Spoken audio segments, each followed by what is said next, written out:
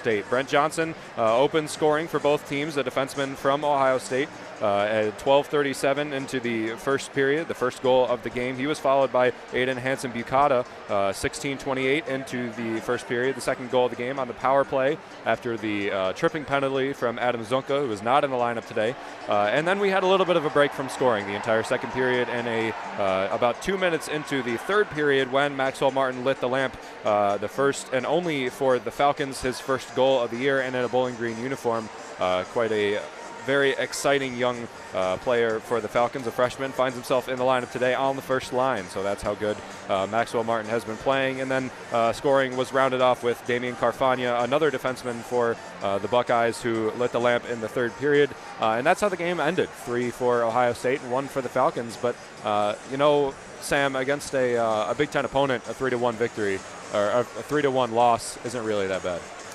Yeah, Ohio State has just been playing really good so far this season. 4-0-1 on the year, 2-0 in the Big Ten, including 2 big wins against Wisconsin, 4-game winning streak. So, 3-1, not too bad for BG, but they're going to be looking to come out with a win here tonight here in Slater. One of the biggest pieces of Ohio State that makes them such a tough team to play is their goaltender situation. Logan Turnus was in the goal for the Buckeyes yesterday. He had around the 30 save mark with only 1 goal given up. Absolutely fantastic day from him in the net. His defense also helped him out a lot. Ohio State has very good defensemen, but he was outstanding in the net yesterday. Cole Moore had a decent day as well on the other side, but some power play goals, some defensive breakdowns resulted in his 3 goals given up. And then the starter that we will probably see today, if I had to guess, from Ohio State is Christopher Eberle, the sophomore, 6'4", 208, very comparable to Cole Moore in the way he plays. Statistically, only half a step behind Logan Turnus. They are very similar goalies. It really doesn't matter which tender is in the crease each night for Ohio State, and it is almost assured that he's going to have a good game today. But then again, Bowling Green's offense needs to get going. They need to get the guys, put some shots on the net, and try and put it past Eberle. Yeah, the goalie situation, like you said, is just really tough to plan against if you're a BG, because you got to plan for both goalies. Like you said, both goalies are statistically very close. For Turnus, he's 9th in the NCAA in goal against average and 9th in the NCAA in save percentage. And then the starter tonight, Christopher Eberle, is 7th in goals against average and 5th in save percentage. So either way, they're both top 10 in both categories, so you really got to prepare for both, and they're both going to be tough goalies to prepare against, especially Christopher, who they'll be playing against today. And one of the great things that came out of yesterday's game for the Falcons was their defense. Even though they gave up 2 goals in the first period, the second and the third period were defensive masterclasses, essentially. They played even with Ohio State through those last 2 periods. And one of the aspects of the game that the Falcons were able to stop from Ohio State was Max Montez. He leads the Big Ten in goals with 5. He has 2 game winners on the year and a game tying goal and a game winner in overtime. He scored in every game this season except in yesterday's game against the Falcons. He was scoreless, didn't even get a point. And the Falcons are the first team this year to do that out of American International University and Wisconsin. Also just a testament to how feared of a skater he is. He had both goals in a 2-1 win over Wisconsin, who is a top 3 team in the Big Ten last year, so outstanding stuff from him. 2 guys that we mentioned yesterday as assist totalers, Damian Carfagna and Aiden Hansen-Bukata, scored goals yesterday, and they didn't get assists. 9 assists between the 2, 10 total points. Now we are at 12 total points between the 2, with those 2 goals added yesterday, and then they have 17 blocks and a rating of +9 as well. And then 2 players that have absolutely slaughtered the Falcons in recent years, Joe Dunlap and Davis Burnside. They each just got assists yesterday, but they have 7 goals and 7 assists against Bowling Green in the last 2 years. 2 players that Bowling Green's definitely going to have to keep on their radar. Yeah, all those players you talked about, really good players for Ohio State. Hansen-Bukata, Dunlap, and Burnside, their leadership is just going to be a problem for the Falcons, with Dunlap being an alternate captain, as well as Hansen-Bukata and Burnside being a captain. So those players as leaders. And then, like you said, Max Montez, the 2023-2024 Rookie of the Year for Ohio State. So he's coming into his own as a leader just in his sophomore season. Moving over to the Falcons, they, as we have referenced before, did an outstanding job yesterday, especially in the second and third periods. Their defense was very good. Their offense, they possessed the puck a lot against one of the better teams in the Big Ten. Especially one of those players was Brett Foe. He was the second highest scorer last year behind Ryan O'Hara, who was injured partway through the season, and he started this year in Mercyhurst with 2 goals in a game and the Forward of the Week award. Outstanding stuff from him. And then Ben Duran's another one that we've seen, the sophomore center. Had a great game yesterday, probably the best game out of any Falcons. He did only get an assist on the game, but he didn't really do anything bad. He didn't make any mistakes when he was on the ice. He had great stick work. He dug pucks out of the boards very well. Showed why he deserved to be in the first line of today's game that consists of Ben Duran, Maxwell Martin, and Quinn Emerson. A very strong first line for the Falcons. And then Maxwell Martin, as we mentioned, scored his first collegiate goal yesterday. He was an NAHL MVP before he signed with the Falcons. He had 1 assist going into yesterday's game. Now he's got a goal as well. He's got a +2 rating. And Maxwell Martin has just been very impressive with his physicality, his nose for the puck, and his ability to get the puck to the net. So we will move over to a little bit of a more fun segment. If you've been tuning into all of our broadcasts on WBGU 88.1 FM, you'll know that we've been with our board operator in choosing our goal scorers for the game. Who do we think is going to score a goal in this game? Austin Roos today chose Maxwell Martin. He thinks Martin's going to go back-to-back against Ohio State. We're certainly hoping for that. Maxwell Martin looking for his second goal, give Austin Roos a point on the board. Our Falcon Media Sports Network director, Lucas Kleinmeyer, chose Brett Foe for today's game. Not a bad pick. He justified it by saying that he's a breakaway threat, and he thinks that we're going to get a lot of deep chances down ice. Tyler Kavelitz, who was our board operator yesterday, he chose Ryan O'Hara for the 3rd game in a row, really trying to stick with him. O'Hara was the leading scorer for the Falcons last season, even though he was injured in February and didn't play the rest of the year. That shows how good of a scorer he was. He has yet to score a goal in this season, and I think Tyler Kavelitz is just awaiting him to score that first goal, and he gains a point on a pick-the-goal board. Sam, you had a pretty interesting pick, and I kind of agree with it. Why don't you run us through your pick? My pick is Ville Imonen, and he has just been a great center for the Falcons this year. He is 18th in the NCAA in face-off wins and 3rd in the conference, so I'm predicting a face-off win for Imonen, a pass back, and a goal. He's just been a great player since transferring from Union College, where he played for 4 years. So I think the Finnish center, Imonen, will get a goal tonight for the Falcons. Another one of those players like Ben Duran who just doesn't make a whole lot of mistakes. And in the game of hockey, that's a very strong skill to have.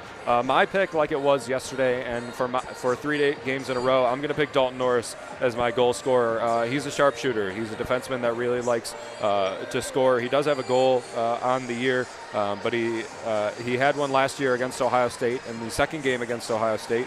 I think he's going to do it in the second game again in the same arena this year. As a defenseman, obviously he doesn't get as many chances, but he finds himself on the power play squad very often.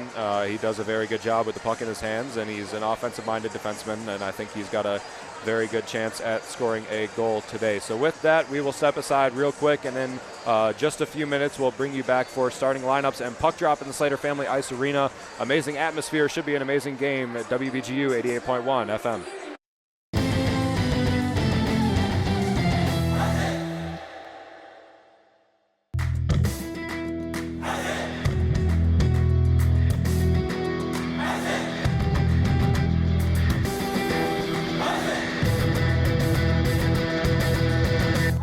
BGSU women's basketball hosts an exhibition against Wittenberg on Tuesday, October 29th. Falcon Media Sports Network's Lucas Kleinmeyer and Foster Ross-Stye have the call for pregame at 10:45 and tip-off at 11 a.m. on WBGU 88.1 FM.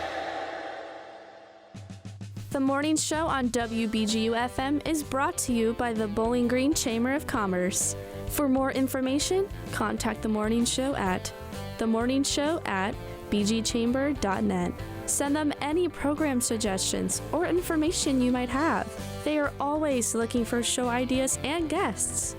To have your birthday or anniversary announced, email or call the Bowling Green Chamber of Commerce at 419-353-7945.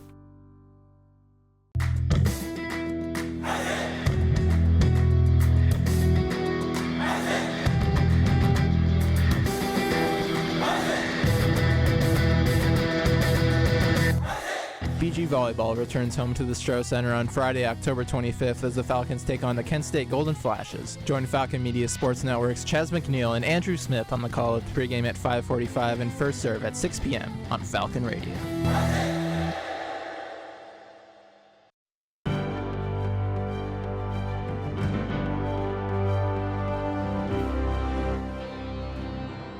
BGSU Volleyball's Sydney Hernandez has been a terrific addition to the team this year. The freshman defensive specialist has played 73 of 75 total sets for the Falcons, making a great impact on the team's performance through non-conference and MAC play. Hernandez has made an instant impact in the serve game with her 24 total aces and .33 aces per set, both second on the team behind Lauren Hovey. She has also contributed 23 assists offensively, second only to Lindsay LaPinta in her position. Defensively, Hernandez has been just as good. The freshman has the third most digs on the team with 137, the most reception attempts on the team with 389, and only 29 errors for a superb .925 save percentage. This has been 60 Seconds in Falcon Athletics.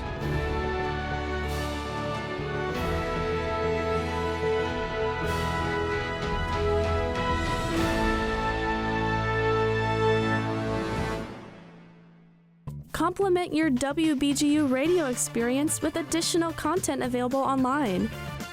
Subscribe to our social media feeds on Facebook, Instagram, and Twitter to receive information about special events, promotional activities, and the program schedule.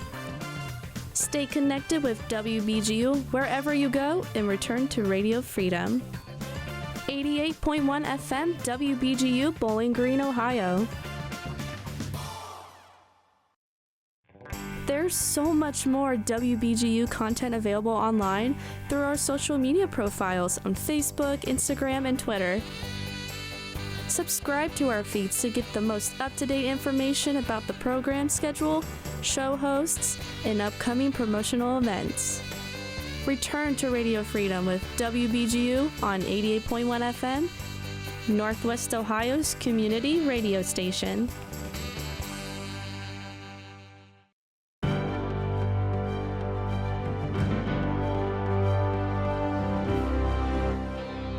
This week's Falcon Media Sports Network Athlete of the Week is cross-country junior Kylie Covison.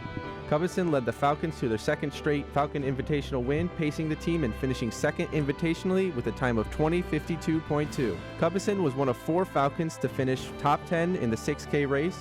Covison has now placed top 10 in 3 of the 4 races this season. Covison ran a personal best 6K time of 20:49.9 at the Paul Short Invitational earlier this season on October 5th. Next, Covison and the Falcons will participate in the MAC Championships in Muncie, Indiana on November 2nd and the NCAA Regional in Akron, Ohio on November 15th. This has been 60 Seconds in Falcon Athletics.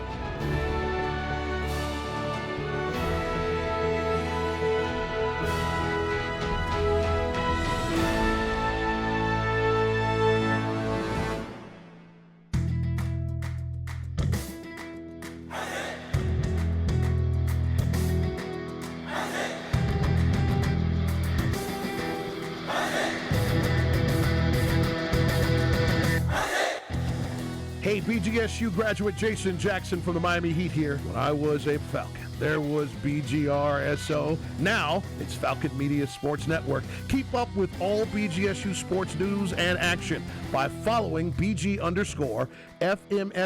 on Twitter/X and check out BGFalconMedia.com. Hi, Ziggy.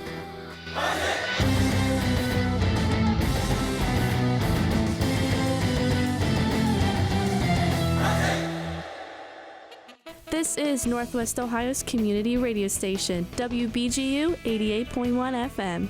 Like, follow, and subscribe to our Facebook, Instagram, and Twitter feeds for access to special content, program, and DJ information, and so much more.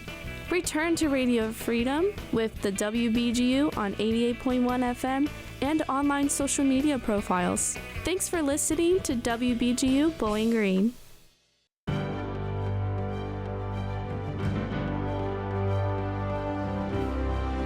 BGSU football junior tight end Harold Fannin Jr. continues to dominate on the gridiron. Fannin earned the Mackey Award Player of the Week honor for the third time this season after recording 10 receptions for 171 yards in Week 8 against Kent State. Fannin moved into first place all-time for BGSU tight ends in receiving yards with 1,714, passing his position coach Alex Bayer, who had 1,543.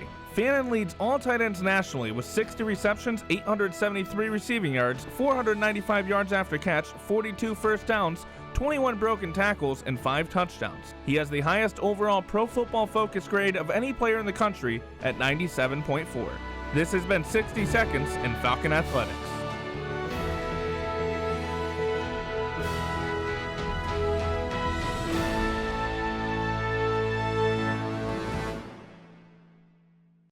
Continue the WBGU experience online by engaging with our social media profile on Facebook, Instagram, and Twitter. Subscribe to our feeds to stay connected with the local community and receive information about special events and programming. Like us and share our content to help build the WBGU audience. 88.1 FM, WBGU, Bowling Green is Northwest Ohio's community radio station.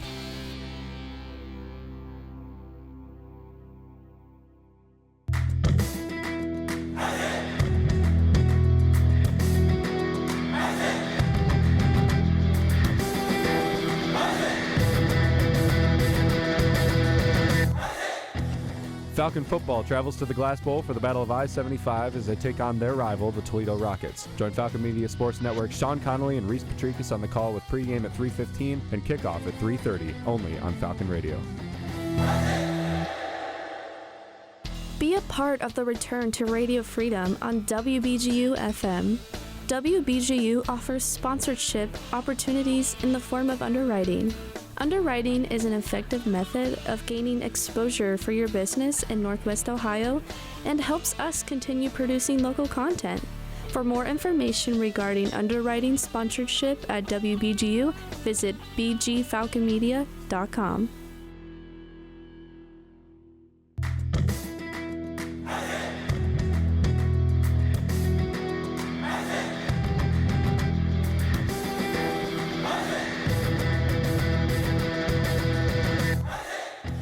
BGSU graduate Jason Jackson from the Miami Heat here. Make sure to tune into the Zig Zone every Sunday at 4 p.m. on WBGU 88.1 FM, home of the Falcon Media Sports Network.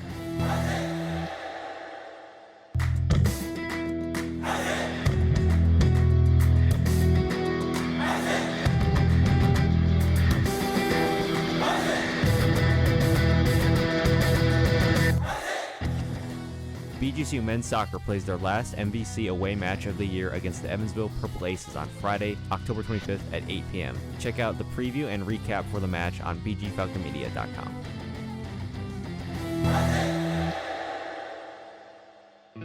Underwriting sponsorships on Northwest Ohio's community radio station are now available. Get your business's information out to the local community and show your support for 88.1 FM. For more information regarding underwriting sponsorship at WBGU, visit bgfalconmedia.com. Thanks for your continued support of everything we do here at WBGU 88.1 FM, Northwest Ohio's community radio station. Absolutely amazing atmosphere here in the Slater Family Ice Arena, the christening of the Madhouse on Mercer for the 2024-2025 season. And it's a fantastic game to do it with. Bowling Green versus Ohio State on the ice now after warm-ups. We have starting lineups as well. Sam Morris from the Falcon Media Sports Network, why don't you walk us through starting lineup for the Buckeyes? All right, for Ohio State at left wing, we have Gunnar Wolf-Fontaine. At the center position, we have number 9, Riley Thomas. At right wing, we have number 23, Davis Burnside. At left defenseman, we have number 93, Damian Carfagna. At right defenseman, we have number 20, Aiden Hansen-Bucata. And in the net for Ohio State, we have number 60, Christopher Eberle. And for your Bowling Green State University Falcons, down the left wing, Maxwell Martin scored his first goal yesterday. He earns himself a start today. Ben Duran had the assist on Martin's goal yesterday. He earns his start down the center. Quinn Emerson also had a great physical game, as he has all year. He had a great game yesterday, and he earns the start today down the right wing. On the defensive side, Ben Wozni and Gustav Stjernberg on a line together today, number 2 and number 5. And in the goal for the Falcons, yes, you guessed it, Cole Moore, the sophomore, 6'6", 200 pounds of pure machine. He gave up 3 goals yesterday, 1 on a power play, not telling of his performance. He had a fantastic day yesterday, and we're hoping for another great one today. Ben Duran wins the faceoff against Riley Thomas. BG ices it back into the Ohio State zone, and there will be an icing to start this game and a face-off to the right of Cole Moore. Let's set the scene for you guys. Other than the absolutely packed stands here in the Madhouse on Mercer, hopefully it will get much louder than this. We don't have the band, which helps a little bit. I'm sure you know this, Sam, with your BG hockey experience. But Bowling Green wearing their off-white jerseys with their orange and brown piping, their brand new orange lids, their brown shorts, and their orange mitts as well, and Ohio State wearing their all-red jerseys with the gray helmets. Riley Thompson on the near side loses it to Ben Wozni. Wozni clips it up to Emerson. Emerson allows a shot on goal, but Bowling Green lays a hit on, attempts to get the puck back. Can't clear the zone. This one's a shot deflected away from Cole Moore. Now Quinn Emerson up the near side. It's quite a scene here in Slater. So many fans here, packed house. This is the best game of the year. Definitely for the Falcons, if not for Ohio State as well. Such a cozy atmosphere in the Slater Family Ice Arena. The low ceiling also helps. It does get quite loud in here when you get some cheering, a Bowling Green goal, and gets kind of berserk. Yeah, I couldn't ask for a better atmosphere to start off the regular season home opener here for Bowling Green. Goaltender for today, Christopher Eberle in the crease for the Buckeyes, saves his first shot, and he elects for a faceoff to his right. Scardina in for the faceoff with Max Montez. Montez is kicked out, and we will get a different Buckeye in the circle. Montez, the leading scorer for Ohio State, had a fantastic year. Dalton Norris with the shot is blocked by a defenseman in scarlet and gray. That's Chris Romaine. Romaine pummels Brett Foe in front of the net. Falcon fans want to call on that, but there was a puck right there, so no call. Big hits on the boards, won by Gustav Stjernberg. They turn the puck over to the Buckeyes. Max Montez giving chase behind Cole Moore. Dalton Norris gets the puck wide, and you can hear Falcon fans already very early in this game. Seth Fighton puts a mid-ice hit, gets the puck free. Dalton Norris collects with no. Yeah, we are already seeing a lot of physicality right now, Ben. There is a lot of checking going on, a lot of pushing to the ground, and fans are already getting into it. I'm seeing BG and Ohio State fans both getting out of their seat, yelling at refs, and just ready for a great matchup here in Bowling Green, Ohio. Eberle covers up the puck in the crease. He elects for another face-off. It will be Ville Imonen, his first draw of the game. We talked about Imonen. He has the most face-off wins on Bowling Green's team. Up to Eric Parker at the point. Takes a wrist shot. It's blocked by Brody Waters up in front, accidentally getting his skates a little bit too high. Puck finds its way back into the D zone for the Falcons. Chasing it is Carfagna. This one's tipped up off the stick of Cole Moore into the half wall. Godbout gets it around. Brody Waters fighting for it on the near side is cleared to Nathan Lewis. Lewis around to the point. Shot goes probably a good 25 feet to the right of Cole Moore. Barely even qualifies as a shot. Brody Waters with the block chips this one just away from Cole Moore. Yeah, we're saw a lot of shots from the blue line right now for Ohio State. That was exactly where they were making the goals in last night's contest, with 3 goals all by defensemen, so that's something to look out for if you're Bowling Green with the defenseman on the attack. Saw a lot of those shots from just outside that near wheel in the Slater Family Ice Arena. Buckeyes take it up now through neutral ice. Ryan Gordon leaves it across. They take it past the blue line. Pass here to Thomas Wise. Wise is blocked by Santawana. Santawana was scratched yesterday, gets the opportunity today on the third line of the Falcons. I'm sorry, the fourth line of the Falcons, the left winger, Owen Ozar, also on that same line, down the far side of the ice and back behind. Yeah, Bowling Green has a deep roster playing today with 5 left wing position players here for the Falcons. Referencing Braden Krieger, the extra skater. Dalton Norris just a little bit out of his reach, blows a tire right Riley Thompson, I should say, trying to keep it in the zone. He can, but the Falcons fighting for it as well. Getting in the way of the referee. Ben Duran gets his pocket picked, trying to get it to Quinn Emerson. Tommy Passanen now chases it behind, but icing is the call. And we will send a face-off back to the right of Christopher Eberle. So far, we have seen a lot of back and forth here of BG and Ohio State. Pretty even with the time of possession. BG with 3 shots on goal, though, to Ohio State's 1. Ben Korak with Sam Morris from the Falcon Media Sports Network. For all BGSU sports news and updates, go to bgfalconmedia.com or BG_FMSN on Twitter. And for the rebroadcast of yesterday and today's game, go to BG Falcon Media YouTube channel.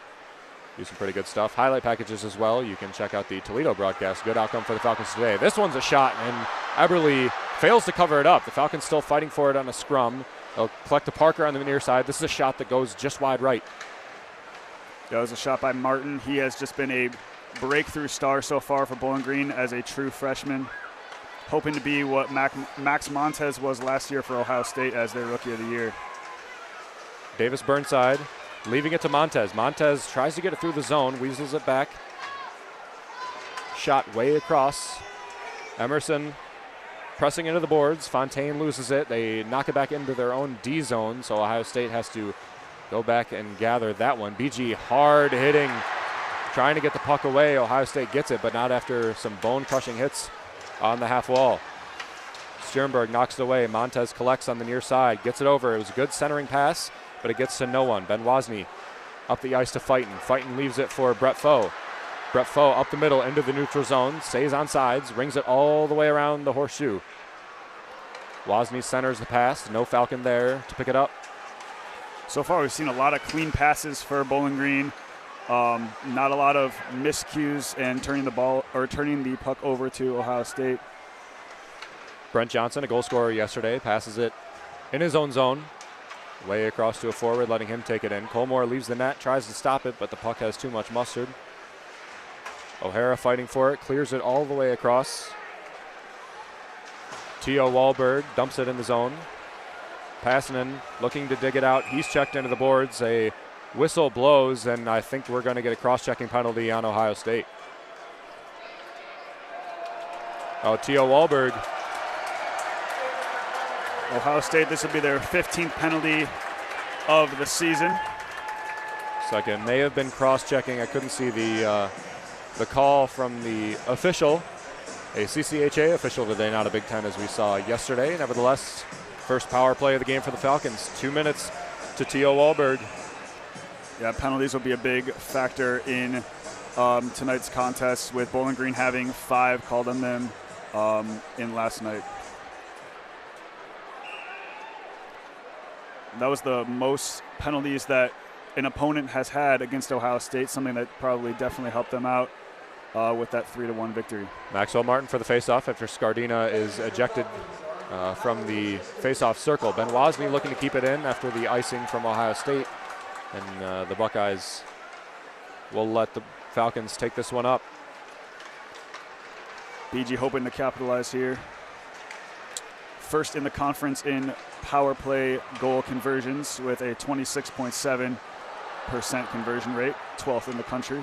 Did not have one yesterday, but only had 3 opportunities, and one of them nullified by a penalty of their own. Puck is iced again by Ohio State, back into the zone. Colmore collects. Eric Parker now skates behind his tender. On the other hand, Ohio State just 1 for 13 on the year in power play goal conversions. So that could be, like I said, a big factor in tonight's contest if Bowling Green can just stay off of getting their own penalties. Buckeyes are a very good team on the penalty kill. Ryan O'Hara now into the zone, trying to set up the first chance of the Falcons on this power play with only a minute left to go. This puck is cleared. It's a race to the near side, and Parker will win it. He'll take it away without contest into his own zone. Splitting the wheels, pass up to Ben Duran. Duran passed way across to the ice to the far side, crossing into Ben Duran. Oh, he tried to go high and couldn't fall it. Puck to the right of Eberle. Eberle kicks it away. It's now behind the net of the Falcons. Ben Duran had a good chance. Just went a little bit too high. Parker misses it with the skate. 30 seconds left on the man advantage for the Falcons, and they've only had really one good chance. Yeah, it was a great chance, especially for my goal scorer, Imonen, to get a goal there. They left it right to the right of the net there. Fighting near side. A defensive forward finding his way into the power play right now. The puck will leave the blue line, but all the Falcons still within vicinity. They'll take it back into their own zone. Stjernberg up to Quinn Emerson. Quinn Emerson up to Lurkerberg. Lurkerberg chasing in the zone. Hard forecheck. The puck is ringed all the way down, and an icing will be called as 5 men were back on the ice. So one good chance and a couple of nice shot on goals for the Falcons in their power play. They're unable to convert, but the faceoff will stay in the zone of Ohio State, and they got some momentum swinging toward the orange and brown. Yeah, and like you said, Ben, Ohio State is great on the penalty kills, but only a couple of good chances there for Bowling Green. But they are attacking right now with 6 shots on goal to Ohio State's 1. Ohio State killed Falcons in shots on goal yesterday, almost by 10. Now the Falcons lead 6-1, especially off of a couple of nice ones from that penalty. Given up by Theo Wahlberg. We will get another icing and a face-off back in the Ohio State zone. So the Falcons have dominated possession, not by a whole lot, mainly due to the penalty. The Falcons had a man advantage and were able to keep it on their stick a lot more. Theo Wahlberg was sent to the sin box for high sticking, not cross-checking. So completed a hit or a play with the stick too high in the air. It is above the head now, not above the shoulders as it was or above the shoulders instead of above the waist as it has been in previous years. And Bowling Green just hoping to keep their shots on goal up right now. Scrum on the near side corner. O'Hara leaves it up. Nice cross from Ohio State. They dump it back into the zone. The Falcons collect. Nice and clean. Eric Parker, clean pass across. Looks like Jack Blake in the game now. He was in the lineup yesterday, but was scratched before the game started. He finds himself back on the ice today. He subs off quickly for Ben Wozni and Stjernberg, probably the strongest defensive line, if I had to say. Lots of line changes for Bowling Green right now, especially with the defensive line. Trying to keep fresh legs on the ice as much as possible. This one's cleared out to Emerson. Emerson up the near side is caught by Davis Burnside. Up to Ben Duran. Ben Duran with a shot is blocked. He reaches the stick out. That could have been a tripping call on Ben Duran, but no hand goes in the air. This one's a shot from Lurkerberg that is stopped. I'm surprised that was not a tripping call there. Definitely could have gone the way of Ohio State, but didn't. Maxwell Martin fighting physically behind. We'll get it to Ben Duran. Ben Duran is pummeled on the near side, pushed into the boards. The puck is yet to be cleared out of that far side. He's still looking for a pass. Still a 50-50 ball, but it's poked away, chipped up with a pitching wedge into the Falcons zone. Seth Fighton wears a hit inside the neutral zone, but pressures up with the puck. Maxwell Martin now dumps it back into the zone, and Ohio State will collect for the first time in what feels like a few minutes. 10:40 left to play in the first period. 0-0 still the score. Ohio State and Bowling Green in the season opener of the Slater Family Ice Arena. If you're a Bowling Green fan, you got to love the defense that they are showing right now. The defensemen showing all out. Still only 1 shot on goal for Ohio State, almost halfway through at the point. First period. William Smith with a shot is deflected by Cole Moore and redirected away from the other red jerseys. Something he does very well, not just blocking, but directing away from the offensive chances. Thomas Wise with a shot here, pushes it in. William Smith trying to go back to Russo. Russo can't connect with it. McKinley pressing on the boards, gets the puck to Scardina. Scardina to Fighton. Fighton up the ice is kicked in by Ohio State, but they can't complete it. Brett Foe giving chase. Almost tripped up by the netminder for Ohio State, Christopher Eberle. Now there's a good chance here. Max Montez crosses it, and a good defensive play from Owen Ozar to get his stick in the way and stopping the pass from going slot to slot. Lurkerberg gets his pocket picked in the O zone of Ohio State. They clear it into the neutral zone, and a couple of the Falcons will go for a change. Phenomenal play there by Owen Ozar, just to get his stick out in front and get ahead of the Ohio State. That was an odd man. Two offenders to 1 defender. Very nice play to get his puck in the lane, especially get his stick in the lane. Especially across the ice. Another good play on this by the Falcons to get their stick in between the puck and the opposition. Billy Imonen takes it up through the zone. He has it inside the neutral zone, rings it around the half wall.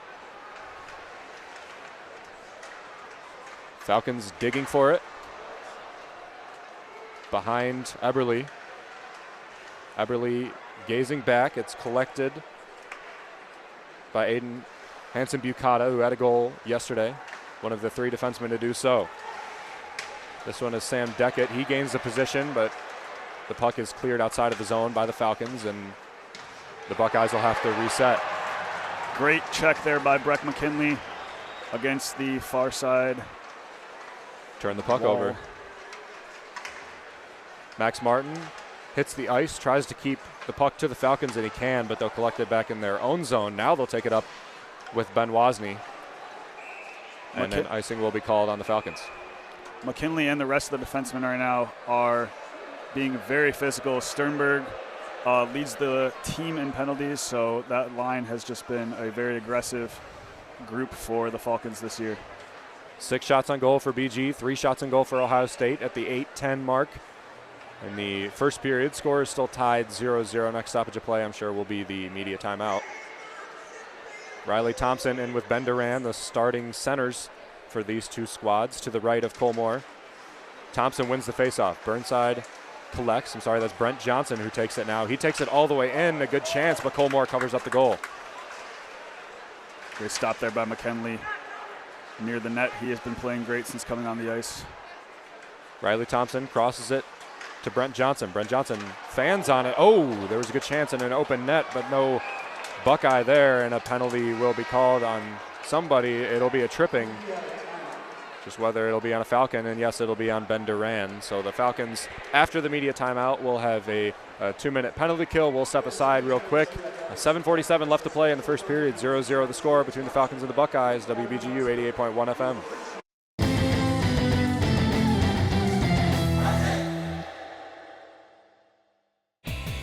For over 70 years, WBGU 88.1 FM has provided local news, sports, and entertainment to Northwest Ohio. As a non-commercial radio station, WBGU relies on the generous contributions of local businesses in the form of underwriting. For more information regarding underwriting sponsorship at WBGU, visit bgfalconmedia.com.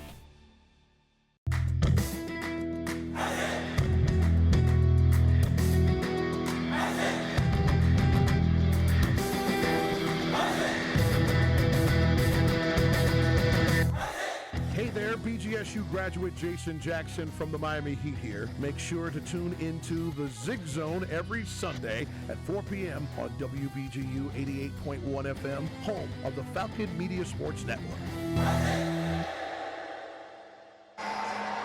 Ben Duran gets a little bit too reachy with the stick. He's sent to the sin box for the first penalty of the day for the Falcons in the first power play for Ohio State. The score is tied 0-0, 7:47 left to play in the first period. Ben Korak here with Sam Morris from the Falcon Media Sports Network. Sam, we had quite a strong performance from Ben Duran yesterday, but that one he reached just a little bit too much inside the D zone of the Falcons. Yeah, that's the second or third time I think that we could have seen a penalty on him. He's been very aggressive today, especially with getting that stick a little too out in front of the defenders. As have a lot of the Falcons. They have been pushing a lot, especially with those sticks, trying to dig up as many pucks as they can, not allowing Ohio State to gain possession. Yeah, and as I mentioned earlier, the defensemen for Bowling Green are really pushing up the ice right now. Riley Thompson for the faceoff against Ethan Scardina. Scardina wins this one, fighting able to chip it out of the zone. He's got a little bit of speed ahead of him. Can he get the open ice? He'll take it into the O zone of the Falcons on a short-handedness, but Ohio State will come up with the puck, and now it's a odd man rush for Ohio State. The Falcons get back in position. Riley Thompson turns it back away, feeds it up to the point. Max Montez playing the D-man over to Hansen-Bucata at the blue line. This one's a shot. Oh, it's on the doorstep. Can they keep it out? Colmore lays on his back to try and stop it from going in. It's still bouncing around right there in front of Colmore. He doesn't cover it up. Trying to reach over. Good play from Seth fighting to knock it away. Colmore has lost his stick. This one's chipped up into the netting. Seth Fighton is the MVP of that play right there. Whew. Wow. Every Falcon by the net at once right there. They were surrounding Cole Moore as his stick was on the ground. As you said, Seth Fighton getting about 2 or 3 blocks, it looked like. And then finally chipped that puck into the netting behind Cole Moore so he could go get his stick. What an opportunity for Ohio State there. All that flurry and only 40 seconds expelled on the penalty kill, so the Falcons still have $1:20 left. They gain control after the faceoff win from Ville Imonen. Dalton Norris ices it all the way down perfectly. Yeah, perfect icing there. Stops it almost dead behind the goal. Eberle goes out and just cursory touches it. Leaves it back in the zone. Imonen with the forecheck. Blows a tire. Now this one is to James Hong through the zone. The Falcons will gain possession. This is a 2-on-2 right here if the Falcons can convert it. Ville Imonen near side turns it back around, and the Falcons will go for a line change, leaving Imonen in the O-zone by himself. So fresh skaters on the ice for the Falcons. 45 seconds left to play in this penalty kill for BG. 6:30 left to play in the first period. Carfagna now in the middle. Takes a shot. It's high, perfectly gloved by Cole Moore. Man, McKinley and Sternberg on the defense for Bowling Green right now have been really aggressive all game long. That line has not been used too much this year either, with Wozni usually being with Sternberg. So a lot of pushing and shoving right now. So what we saw just there is what we saw yesterday, firing in from the point from a defenseman and hoping that either gets through Cole Moore or that a forward in deep can chip it down. And they tried it there, but it didn't work. Cole Moore reached out just a little bit further ahead. Good save by Moore there, especially with so much traffic around him. Scardina comes up with the puck. Falcons possess it with 20 seconds left and the penalty kill, and they'll ice it all the way down and ensure that Ohio State gets only one more drive out of this. 10 seconds left.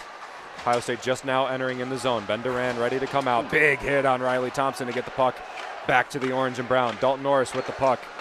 Ices it, but it's kept in. And now Ryan O'Hara leaves it up for Ben Duran. Ben Duran with a one-on-one with a defenseman. Looking for a pass in. Leaves it in but won't connect with another Falcon. So they successfully killed their own penalty. Both teams 0 for 2 on man advantages in this game. Yeah, Bowling Green just missed O'Hara going right down the middle of the ice there. Pass barely behind him. Good catch and drop from Gustav Stjernberg. So the Falcons maintain possession. Max Martin into the zone, and icing will be called on Stjernberg, who also wants a penalty. You can hear his shouting from here, but it will result in nothing. Sternberg looked like a BG wide receiver right there. I think his arm all the way extended to catch that puck. Stjernberg is really talking to somebody about what he saw on the ice. Couldn't really tell what it was. It wasn't icing. Sternberg's been a leader for Bowling Green as just a sophomore. Imonen jumped the gun a little bit. He's not kicked out. Fights with Sam Deckett. Deckett does not win. Imonen takes possession, dumps it back into the Ohio State zone. They have to feed up. Deckett in.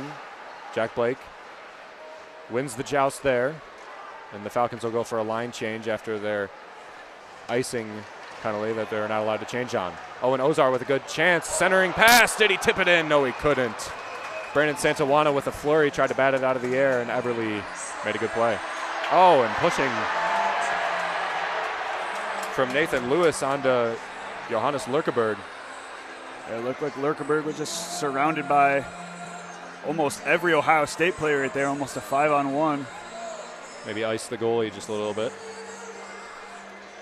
That would have been great, Santawana, to get that goal after not playing in last night's contest. Still solid goalkeeping from Christopher Eberle. 0-0, just under 5 minutes left to play in the first period. Past few minutes, 6 shots on goal to Bowling Green 0 for Ohio State. Most of that due to the penalty on Ben Duran, which resulted in no goal, but did even out the shot on goal battle. Yes.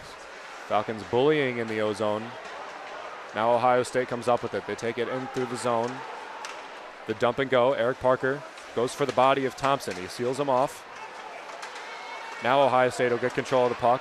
Scardina will take it through and in between his wheels out into the neutral zone. just to clear the pocket, get it into the O zone. The Falcons will collect. Eric Parker puts a shot near to Eberle. Eberle will let it fly to the backside, so no save. Half court there from, or halfway on the ice there from Eric Parker. He almost got it in the net. It was just so they could get a line change. They got a fresh set out. Santawana bullying near side. So does Lurkerberg. Lurkerberg wears a hit. So does Stierenberg. Much physicality for the Falcons. Ozar misses the dig.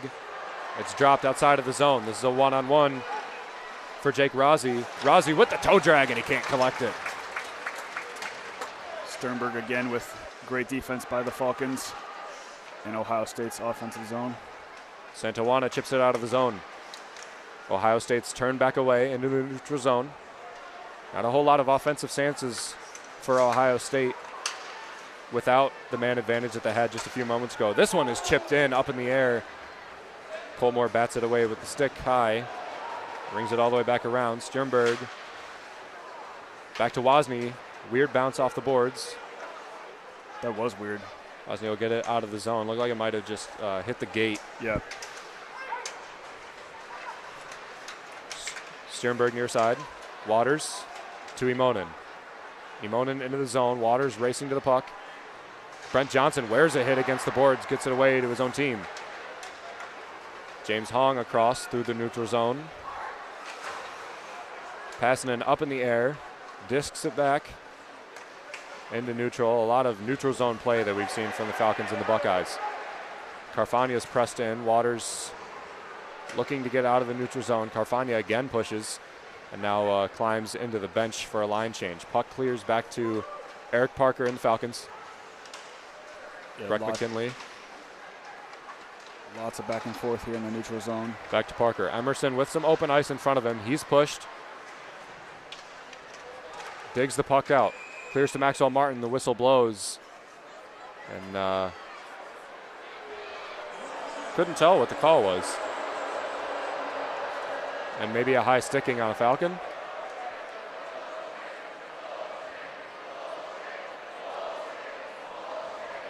It'll be, I couldn't tell what the call was. 5 men are still on the ice for both teams, so. It looked like the ref was signaling a penalty, but nobody is going into the box. He did the high sticking gesture, but they just stopped the play and sent it back out of the zone. So we'll just continue play here. 2 minutes left to play in the first period. 0-0 still the score, and 7-7 tied in shots on goal. Scardina off the boards, up through the zone. Fighton collects, onside. This shot just goes wide right. Some groans there from the Falcons. A good chance from Fighton, who's not the most strong scorer, quite a powerful forward. McKinley to Scardina. Scardina with good stick work up to Foe. Foe gloves it, drops it with the mitts, leaves it in for Ohio State. Picks the pocket, up to Waters. Waters in the neutral zone. Wears a hit, can't get the puck in the zone. It will now get to Ohio State. Minute and a half left in the first. 0-0 still the score. Ohio State takes it easy behind. T.O. Wahlberg has a penalty in this game. He chips this one up just easy. Imonen intercepts. And back again behind the keeper, Christopher Eberle, who has 7 saves. A whistle blows, and looks like the puck will clear into the net, and we'll get a face-off to the left of Christopher Eberle. So far for Bowling Green, Ethan Scardina, fifth-year senior, has been huge for the Falcons so far of limiting turnovers to Ohio State. His skating has just been great, especially near the net of Bowling Green and Cole Moore. A lot of good shifts for Scardina. He is not out right now. Imonen is the center for the Falcons with Maxwell Martin and Quinn Emerson. Falcons still fighting for possession. Ohio State gains it now. This one to Dunlap. Joe Dunlap is knocked in near side. Quinn Emerson defending Carfagna. Carfagna in, and they lose it. The Falcons with 49 seconds left. Emerson will take it into the zone. Deeks on to the inside. Leaves it for Sam Deckett. Deckett gets it up, back to Dunlap. Dunlap will go for the line change now. Moore stops it with 37 seconds left. Deckett was looking to attack there for a second. Dalton Norris with 30 seconds left on the clock. Up to Emerson. Emerson can't connect. No icing is the call, so he did get a stick on it. Ohio State with the puck now. Max Montez crosses it over. Norris with the joust, pushes it into the zone. Passing in, goes to collect. 15 seconds left to play in the first period. Ryan O'Hara clears it out of the zone. Ville Imonen with the puck now, tries to cross it. No Falcon there. 3, 2, 1, and we will head into the first intermission with a tie game between the Falcons and Ohio State. Shades of what we saw at the end of last game, and it's a promising start for Bowling Green. We will take a step back for our intermission, bring you back in a few, talk about what we saw on WBGU 88.1 FM. This is Lucas Kleinmeyer, and you are listening to 88.1 FM WBGU Bowling Green, home of the Falcon Media Sports Network. Hi, I'm Trina Lisa Vering. I'm a singer and songwriter from Copenhagen, Denmark. I have a very important message for y'all. Du kan bygge broer i din egen hjerne, eller fremelske global fred og kærlighed, alt sammen på en og samme tid, ved at lytte til The World Music Show søndage fra 6 til 8 p.m. på WBGU 88,1. Den kan også streames fra bgfalconmedia.com. That's right. You can build bridges in your own brain and promote global peace and love all at the same time, just by listening to the World Music Show on Sundays from 6 to 8 p.m. on WBGU 88.1 and streaming at bgfalconmedia.com.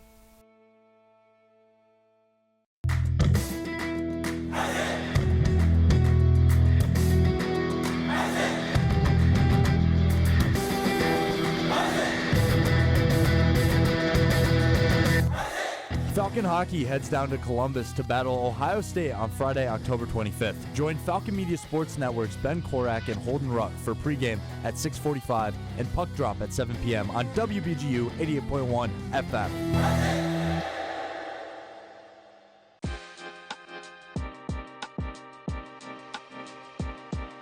Hi, my name is Kay Eigner. I'm number 17 on the women's volleyball team, and my Falcon 4 bucket list places are probably anywhere in British Columbia, Canada, Vail, Colorado in the wintertime, Portofino, and Stockholm, Sweden.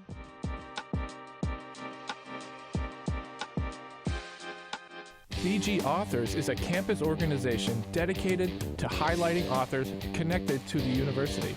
BGSU has produced some amazing authors, including Beth Macy, James Baldwin, and Tim Conway, to name a few. Visit bgauthors.com and subscribe to the blog that regularly updates on new releases, classics, non-BGSU authors, and other features such as book versus movie. That's BG Authors at bgauthors.com.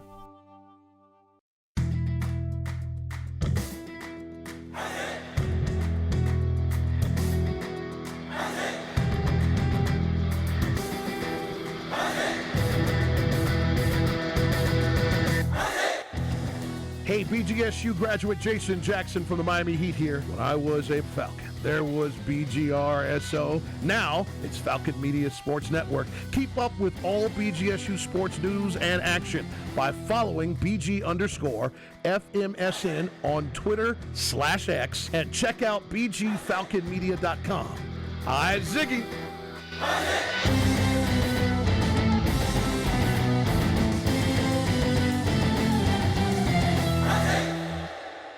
Hey BGSU students, this is your opportunity to host your very own radio show or podcast. Get involved with Falcon Radio and quickly learn the skills you need to produce your own program. In 30 minutes or less, you'll be armed with the information you need to operate studio equipment, put on your own live shows, or recorded content. Students from all disciplines are encouraged to get involved and take advantage of this once-in-a-lifetime opportunity to use world-class facilities to create your own podcast. Falcon Radio, for Falcons, by Falcons.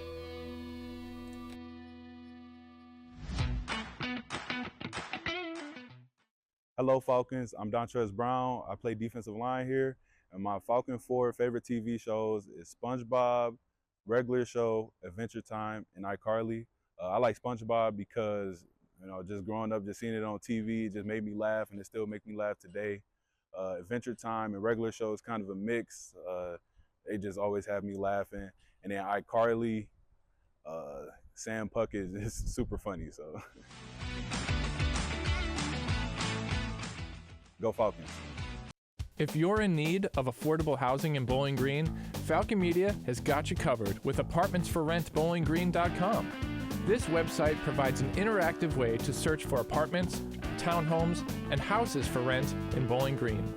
Housing gets secured quickly in Bowling Green, so it's never too early to start your search for a great place to live near campus. Take the hassle out of apartment finding. Visit apartmentsforrentbowlinggreen.com. Brought to you by BG Falcon Media.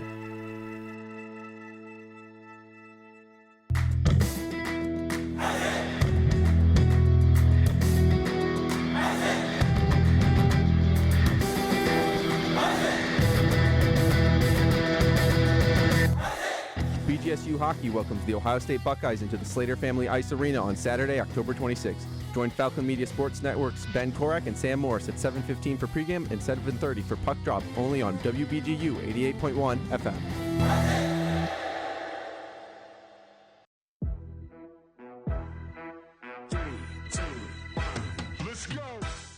Hello, my name is Reiko Badurov. I play for the BGSU men's soccer team, and these are my Falcon 4 breakfast items. Number one, I'd say, is eggs. Just good protein, good way to start off the day. Also really like waffles, just so good. You can put chocolate chips, whipped cream on it, it's amazing. Same thing with French toast, love like the cinnamon taste to it. And then I'd say yogurt too. Yogurt and granola, can't go wrong with that. So those are my 4. Follow and engage with BG Falcon Media on social media. Find the handle at BG Falcon Media on Facebook, Instagram, Twitter, and YouTube for all sorts of content, including news information, BGSU athletics coverage, and feature stories from across campus. Enjoy specialty content such as full episodes of the local music showcase, Live and Loud. The coverage continues with BG Falcon Media on all major social platforms. Hi everyone, I'm Claudia Schmidt. Resist the empire of cacophony. Listen to The Folk Show, Thursdays from 6 to 8 p.m. on WBGU 88.1 FM, and also streaming at www.bgfalconmedia.com. Listen up, listen in, and enjoy.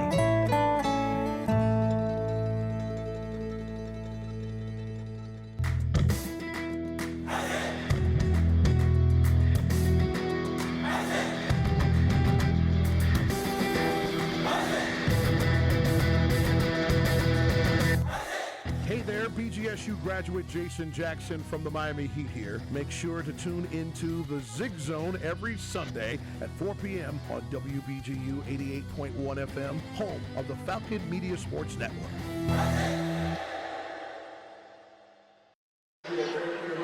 Welcome back to the Slater Family Ice Arena. It's a tie game here between the Bowling Green State University Falcons and the Ohio State Buckeyes. The Buckeyes lead the series of the last 7 years, 7-0. Falcons have yet to beat them since 2018, but they're the way they've been playing so far, Sam, they look like they've got a pretty good chance. They've been very strong, especially on pucks. They've dominated possession, and their defenses look very strong as well. Yeah, their defense is the thing that stood out to me the most in that first period, just especially around the Bowling Green net there. Cole Moore with a lot of saves, but the defensemen, Sternberg and McKinley especially, were just really good with blocking the puck and also beating Ohio State skaters to the spot. They led, and the Falcons, I should say, led in shots on goal at one point, 6-1. They now trail 8-7, but very close, and many of those shots on goal came from that power play that we referenced by Ben Duran. Just got a little bit too sticky on the skates and got called for a tripping penalty, but that happens. Pretty clean first period generally, especially for the Falcons, who had 5 penalties yesterday. They only have 1 so far on that Ben Duran, and they had 1 to cancel it out from Theo Wahlberg that they weren't able to capitalize on. So again, 0-0 the score. Dalton Norris with 4 shots on goal, Quinn Emerson with 2, Ben Duran with 3, and a host of other Falcons with 1. On the side of the Buckeyes, a lot of players with 2, a couple of players with 1, and they have 18 total shots to the Falcons, 15, but only 1 more shot on goal. Both goaltenders have been perfect. Cole Moore with 8 saves, Christopher Eberle with 7. They have been just amazing in the creases, and especially Cole Moore. He's had a couple of plays with flurries right in front of him, and he's been able to put the stoppers on those as quick as they start.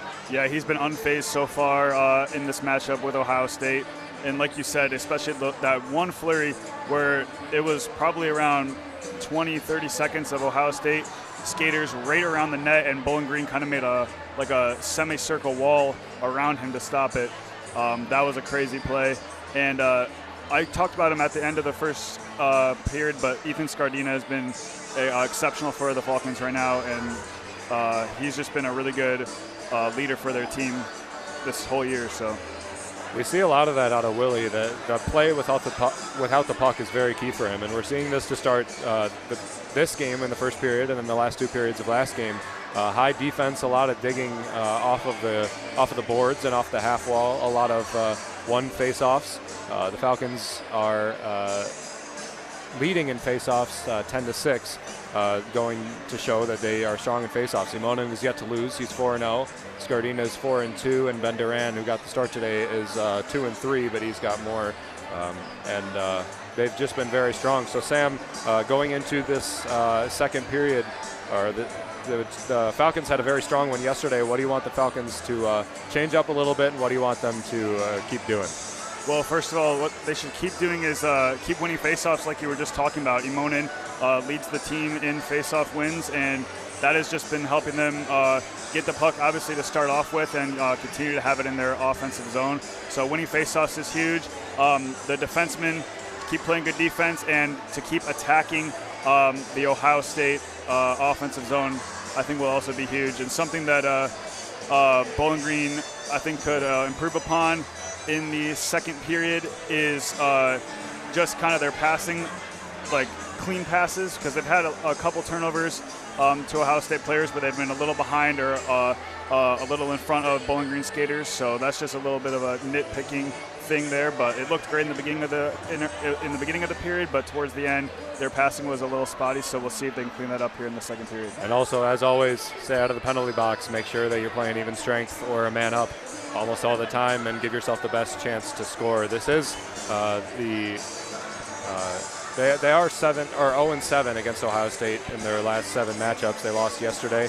Looking for their first win over the Big Ten opponent in a hot while today. We did have other Bowling Green games go on today. I don't know how much you've had time to watch, Sam, but Bowling Green football bested Toledo in the Battle of I-75, 41-26. It looked to me like they had an outstanding game. Harold Fannin had a very good game.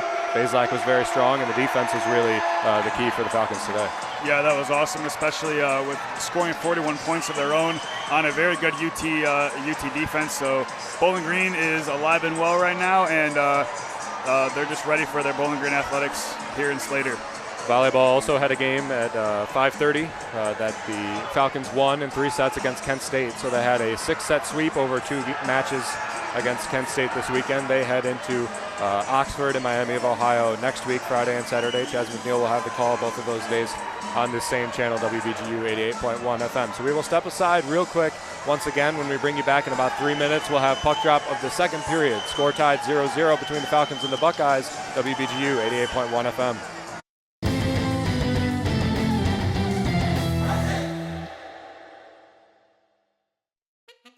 Start your day with WBGU FM and Early Bird Oldies.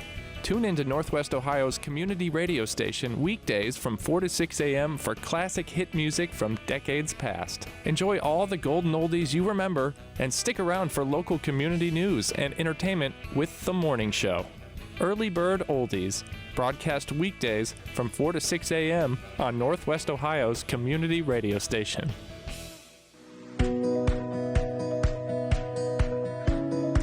Hi, I'm Anna Sidek. I'm a freshman setter from BGSU volleyball team, and that's my 4 self-care habits. So the first one is drinking a coffee because it helps me to be just energized like during the day. Second thing would be reading a book. I'm a such bookworm and I just love it. Other one would be listening to music because like music keeps me calm and I just love it. And the last thing, but not the least, it would be like starting with Santi, our athletic trainer, because he keeps my body safe and everything. So I'm really grateful for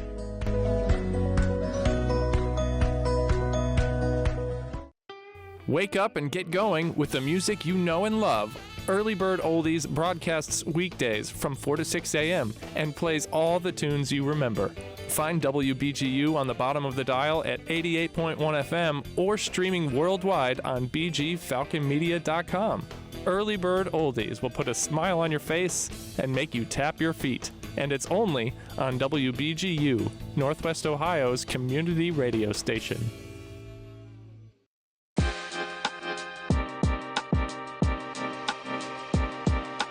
Hi, I'm Avery Anders, number 3 on the women's volleyball team. My Falcon 4 of my favorite songs I'm listening to right now is 20 Something by SZA, Afraid to Feel, Swag Surfin', and Maneater.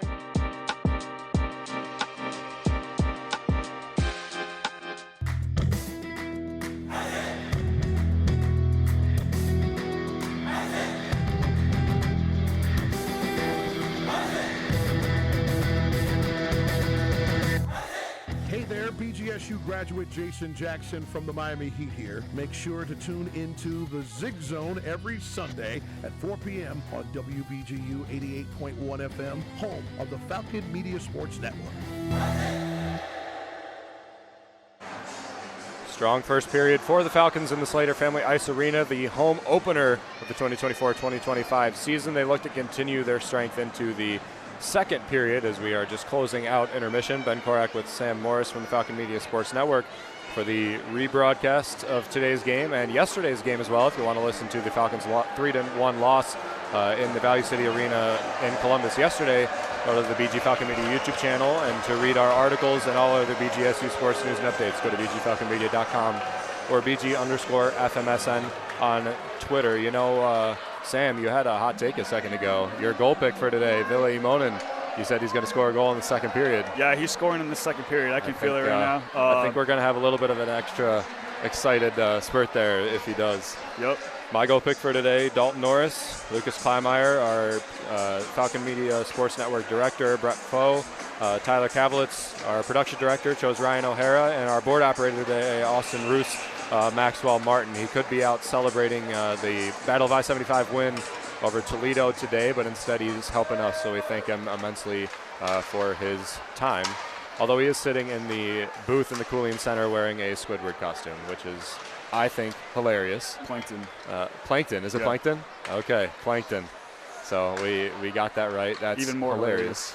The Falcons win the faceoff, take it back into their own zone.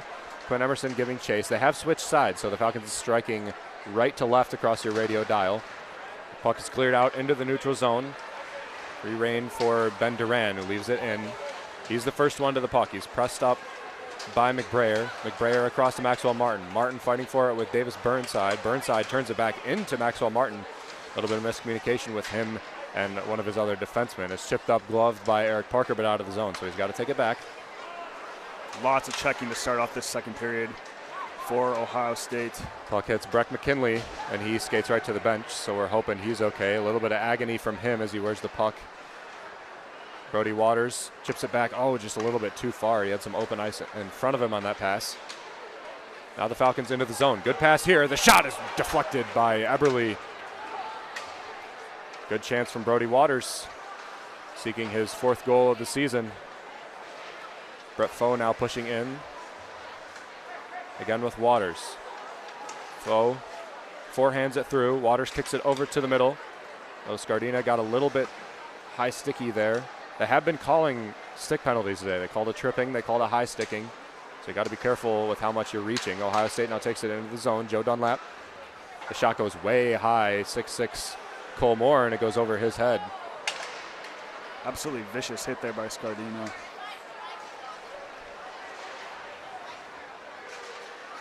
And we'll see if he can continue his strong start from the first period. He was a very strong player. A lot of digs off the boards, a lot of turnovers for the Falcons. Very physical player. One of the captains for Bowling Green this year, along with Ryan O'Hara, and the assistants Ville Imonen and Dalton Norris. overall, the centers for Bowling Green very deep with Imonen, Scardina, and Ben Duran.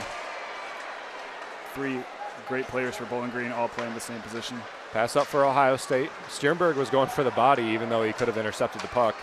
But he lays up a big hit and forces the puck back into the D zone of Falcons. Hanson Bukata leaves it back. O'Hara tries to dig it off. Lewis leaves it in. Wozni keeps it inside the blue line. Back up in the air, clips off O'Hara. Gets it around to Santawana. Santawana can't settle it down. Oh, a hit there from Gustav Sternberg as he strikes in. The Falcons with a 50-50. Hanson Bukata gets it away. Imonen with the puck now near side, but he couldn't collect it easy enough. O'Hara still fighting. Pass up. Ohio State finally through their own zone. Nathan Lewis kicks it in. Dunlap pressed in by Ben Wozni. Loses it across to Deckett. Deckett into Thompson. Thompson, his shot is kicked away from Cole Moore. Back up the ice. Maxwell Martin. He's got some space in front of him. Brent Johnson. Oh, and good stick work. Kicks the puck away. This one in. That'll be a penalty. So the goaltender will head off for Ohio State as they take the puck into their own zone. It should be a slashing on Ben Duran. And he continues to pressure the puck, trying to turn it over. We will not have a stoppage of play until Bowling Green touches and maintains the puck for a beat. 16:43 left to play in the period. The shot on the inside is saved by Cole Moore. It touches the stick of a Falcon player. And will look to me to be Ben Duran will head over to the box. Yeah, we talked about it earlier. Duran just looking a little too aggressive right now for Bowling Green. That's a second penalty. We might have the matchup for tripping, not slashing. So 2 tripping calls for Ben Duran in this game. You know, we sung his praises before the game started, saying how strong of a day he had yesterday. And he's been in the box after this for 4 minutes. So the Falcons will try another penalty kill. They started strong with an icing down that has to be stopped by Eberle. Fighton gives forecheck. Stops the puck but can't gather. Ohio State leaves it back. They take it up with speed through the zone. Davis Burnside near side. Cross it over the middle. Oh, what a chance, and they kick it away. Nice pass to the slot. Centering and just couldn't fall the shot. Went a little bit high. Dalton Norris and Seth Fighton have been doing great on the Ohio State power plays for Bowling Green. Second time that they both stopped a potential goal. Fontaine across to Sternberg. Sternberg pressuring with one hand and a stick. Prying the puck out of the orange half wall here in the Slater Family Ice Arena. It's cleared to Wozni. Falcons is trying to get it out of the own zone. Still fighting for it. Now they get it out, but it's kept in by Hanson Bukata. Bukata to the near side. A shot is deflected there. Good play from Fontaine to get it back around. He finds Max Montez, the leading scorer for Ohio State. Did not have a goal yesterday. The first game of the season in which he didn't have a goal. He's 5 goals through 4 games, now 5 games after the loss of the Falcons yesterday. Chip into the mid side, and it looked to be Davis Burnside that filled that one as he salutes the Bowling Green student section. And Ohio State takes a 1-0 lead. Yeah, Burnside, captain for Ohio State. Great right winger for the Buckeyes. He's had a good season so far. That is his first goal of the year, though. The penalty of Ben Duran caught up to the Falcons. They can't complete 2 penalty kills in a row. So they will head back to the face-off circle, down 1. 1-0 Ohio State, 15-14. The time on the clock in the second period I'm not going to do the math right now. We'll see how far in that goal was scored, the timestamp. Burnside known for his passing ability with 3 assists on the year, 4th on the team in assists. But a great goal there for number 23 in red. And Bowling Green now at a 1-0 deficit. Time of the goal, 4:46. Burnside's 24th career goal here at Ohio State for the junior captain. He and Joe Dunlap coming into this game had combined for 7 goals and 7 assists through the last 6 games against Bowling Green, and now they added a goal to that. Chip right in front, full strength. The Falcons can't get into it. 4:46 the timestamp on the goal from Burnside. And a power play off of Duran. Now a breakaway here for Brody Waters. He cuts it back to the inside. The shot, oh, wide left. Man, he barely missed that one. Buck McKinley. O'Hara looks to center it, and it's caught by Sam Deckett. Waters tries to get it back to his fellow player, Jake Dunlap, now the brother of Joe Dunlap. Across, Seth Fighton settles the puck, keeps it in. Ohio State now knocks it into the Falcon zone, and they'll go for a line change. Waters about a foot to the left of the goal. Theo Wahlberg is pressured. Scardina almost had a turnover in the O-zone. Big hit from Scardina as he wears that one. He now comes up with the puck. Pass across to Parker. Parker pokes it in the zone. Good pass. Scardina with the chance, and it's saved from Eberle. Oh my goodness, what a pass in between the legs there. Falcons flexing their muscles a little bit. This is a shot. Brett Foe with a low angle. Gets it away. The Falcons still fighting for it. Not like they missed a beat. Pass over the middle. Ryan Gordon gets it across to Thomas Wise, who wears a hit from Owen Ozar, open ice. This one a pass into the near side, way across. William Smith tips it over into the middle in front of Cole Moore. Cole Moore looking to stop the puck. He can do it, pushing and shoving in front of the student section. I'm sure you can hear that one. Looked like Owen Ozar, who just put a massive hit on an Ohio State player on the other side of the arena, came down near Bowling Green's net. Ozar only 5'8", catching some bodies there, forcing a little bit of a scuffle behind of Cole Moore. He has been a feisty player for the Falcons since coming over from Denver. He won a national championship with Denver before transferring to Bowling Green. It looks like Lurkeberg is going to get fined for something. And so is William Smith.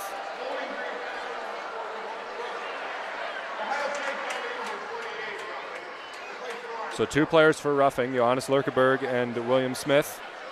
Lurkeberg a freshman, Smith a sophomore. So we'll have 2 minutes of 4-on-4 hockey, in which the Falcons will try and tie the game up at 1. At least it was offsetting.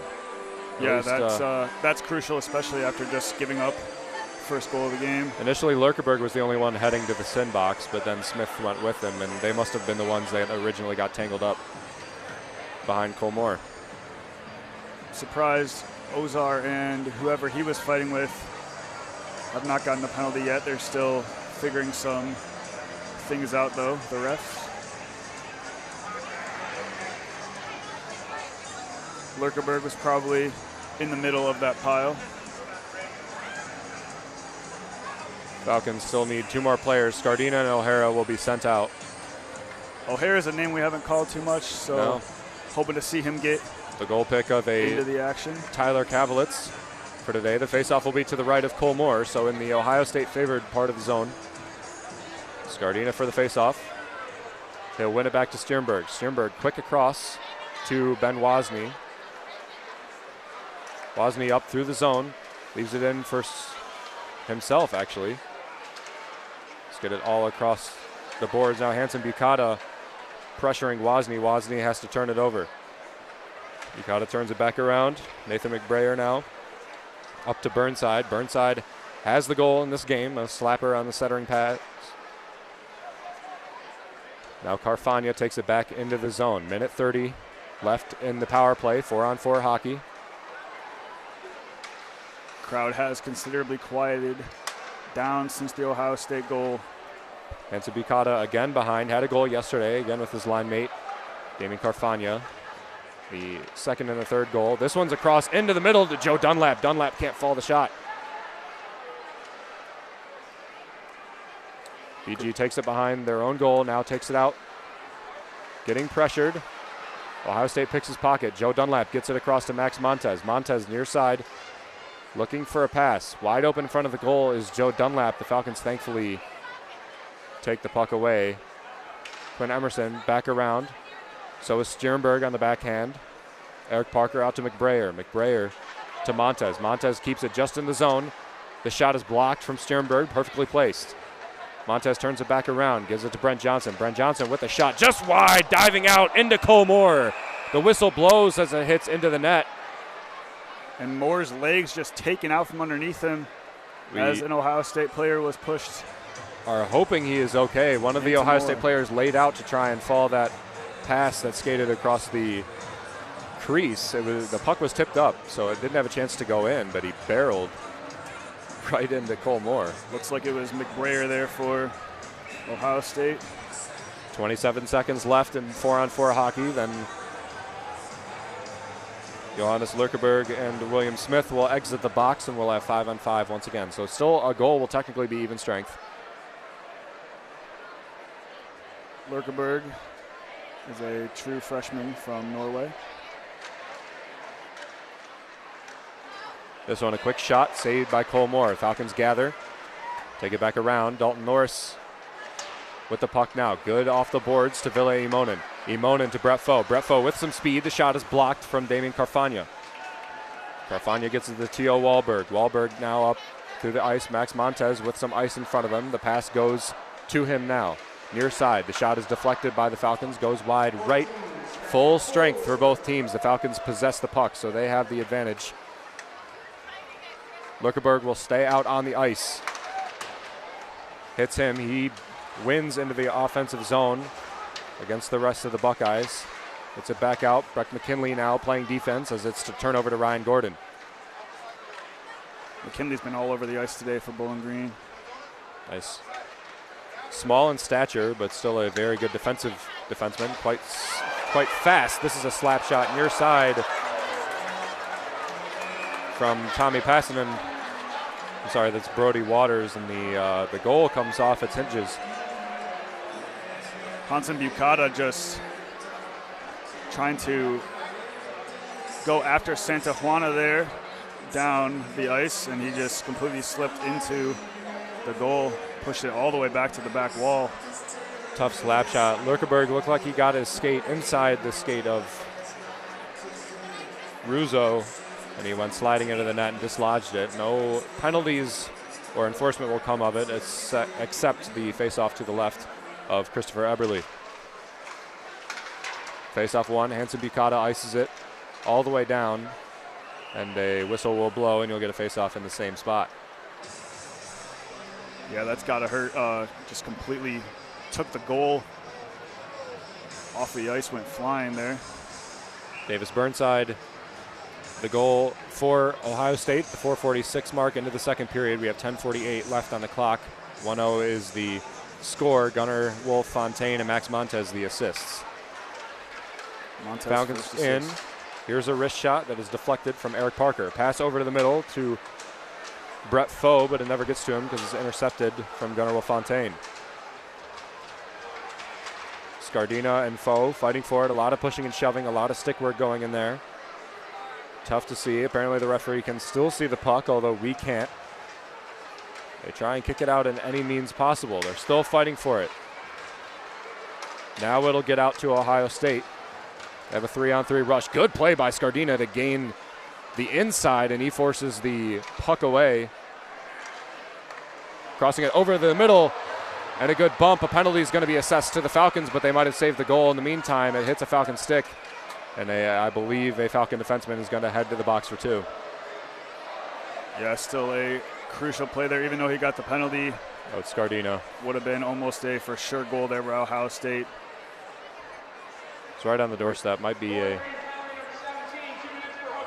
hooking. So the hooking was the only thing that saved a goal there for the Falcons outside of Cole Moore and how outstanding he's been. So they have their third penalty of the game. I'm sorry, their fourth penalty of the game. It's assessed to Ethan Scardina. Yes. You know, there's all penalties are bad, but that wasn't necessarily the worst one that you could have had. Yeah, I was just going to say that's exactly what we did not want to see coming into this second period. So a opportune time for Ohio State. They can go up 2-0 as they did in the first period yesterday. Loses the puck, chips it over into the middle, kicked away from Cole Moore, and the Falcons ice it back from behind. It'll get into the D zone, collected by Ohio State. Davis Burnside will take it back and settle it down. Fontaine leaves it back. Davis Burnside playing defenseman. They have 4 forwards on the ice now. Left back. Hanson Bucata. Another chance. Saved by Cole Moore. Crosses it back. Hanson Bucata to Fontaine. Fontaine with the shot is blocked by Sternberg. A chance from the near side. Cole Moore saves this one, and fighting going on behind Cole Moore and behind the Falcon net in front of Ziggyville. And even more happening. We'll see what the assessments is now. They are separated. Great block by Sternberg. And then he was fighting an Ohio State player. Like I said earlier, 5 penalties leading the team there for Sternberg. There's still fighting going on. Hanson Bucata is jawing with the Falcon. You can't see who it is. Burnside now getting into it with another. Oh! Grabbing by the neck is Max Montez, pulling Quinn Emerson away. And a Falcon and a Buckeye will be sent to the box. And now I think more Falcons and Buckeyes will be sent to the box. Ben Duran being sent out. And I think he's going to say his piece. Sternberg or Passanen may also be in there. So Duran, as of right now, there's 3 players in the box for the Falcons and 2 players in the box for the Buckeyes. Hanson Bucata will head in. They have not assessed to whom penalties will be distributed. They're still talking it over as referees. That was a scrum and a half that just kept continuing, and I think they just had enough of the time that was being taken up. That was almost full team against full team there fight. Montez grabbing the neck of a Bowling Green player. Looks like almost another bench on the other side with how many people are heading into the penalty box right now for both sides. So it should still be a 5-on-4. However, 3 players are in the box for Bowling Green and 2 in the box for Ohio State. And I'm sure it will be one of those where they will not be able to leave until the stoppage of play happens. They won't be able to roll out when their 2 minutes is up. Yeah, and if you're Bowling Green right now, you just got to calm down here. Don't let the emotions get the best of you. It's only 1-0. You got almost 9.5 minutes left in the second period. Still plenty of hockey left to play. The crowd's back into it now, though, after a fight with the opponent. How can you not? Everyone getting rowdy right now here on Mercer. So I believe Sternberg is in the box with Duran. They were the 2 assessed to the Falcons. Hanson Bucata is 1 for Ohio State. I can't tell who the other one is. Possibly William Smith, number 28. You can see the number better than I can, Sam. Maybe number 20. Yeah, Hanson Bucata for sure, but I cannot see who the second player is. They did not announce. Yeah, I was just going to say they did not announce. Too many names to... Which is also going to be rough because the live stats will not be updated. Now the referee might be heading over to the line to do so. And maybe not. So we did not get penalty announcements. 3 in the box for the Falcons, 2 for Ohio State. Looks like a single-digit number for Ohio State. Can't tell who it is. Scardina is still in for the Falcons as they try to get this puck out. Brent Johnson now near side, wings it back around to the point. Carfagna inside. This one's a pass in deep, looking into the slot. And the Falcons defenseman chip it way up. That one was in the air for a while. Joe Dunlap near side. Taking it all the way back around. Passing in there. And Jake Rozzi's not able to keep it in as the Buckeyes will have to retreat into their own zone. 40 seconds left in the power play to Ethan Scardina. He will be able to leave at any time. The 2 for Ohio State and the other 2 for the Falcons will have to stay in until the next stoppage of play. Ohio State now at the point again. Carfagna leaves it back for Rozzi. Rozzi is turned away, looking back to Carfagna. Carfagna near side to Johnson. Johnson's shot is deflected. Another block shot for the Falcons. Carfagna again with a shot, and this one is saved by Cole Moore in his chest. And a little bit more talking going on in front of Moore, but the puck was saved. And that'll drop it down to 18 seconds on the clock in the penalty kill. This will be huge if they get Scardina back out on the ice, just so they have full strength. Going down 2 scores with the way that Ohio State's defense has been playing would be really tough, even with a full period left. 10 minutes of penalty already assessed to the Falcons before the fight that happened. That 4 more minutes was added to both teams. Brent Johnson now switches sides with Carfagna. Leaves it in, so now they have the lefty outside. He keeps it in. Carfagna now switches sides again, favoring his left-hand side.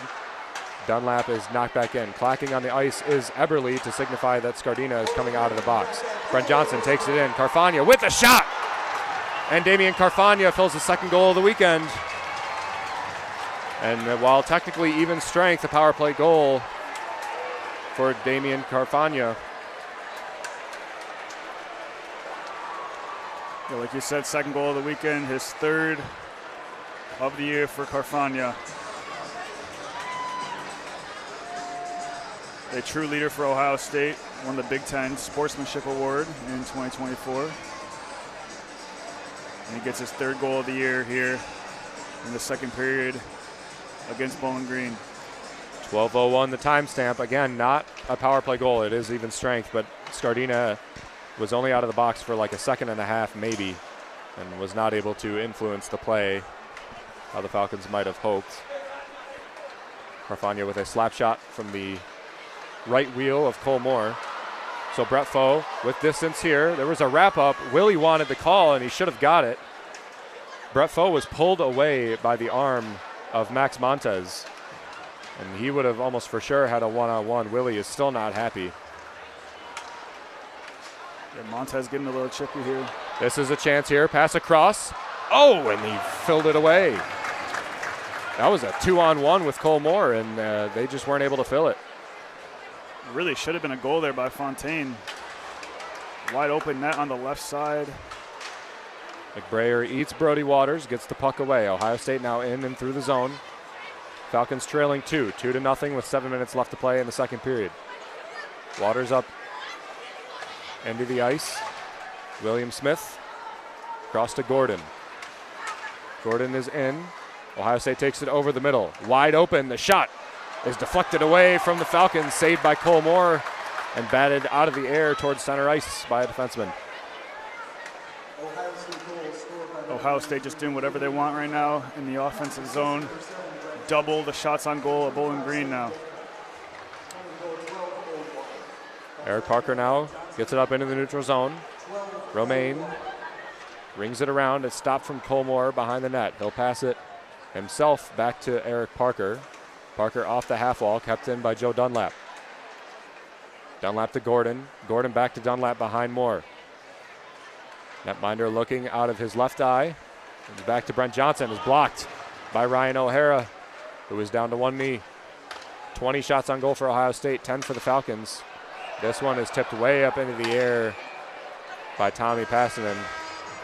The whistle will blow, and the suspected players are out of the box for, well, 2 of the players are out of the box for fighting.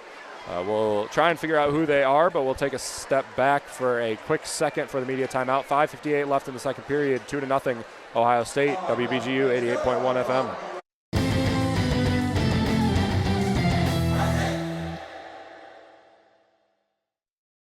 If you're already awake between 4 and 6 a.m., you may as well have a good time. Check out Early Bird Oldies, playing all the hit music of a different generation on Northwest Ohio's community radio station, WBGU. Don't forget to listen to the morning show immediately following Early Bird Oldies every weekday, right here on Northwest Ohio's community radio station, WBGU 88.1 FM.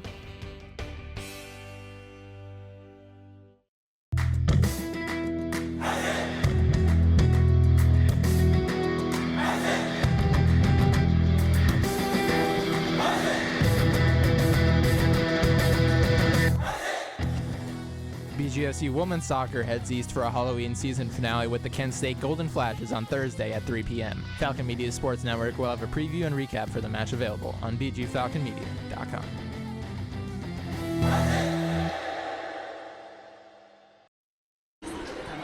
Brent Johnson and Sam Deckett assisted Damian Carfagna for the second goal of the game for Ohio State. Technically even strength, but again, like we said, Scardino was just out of the box and not able to get into the play.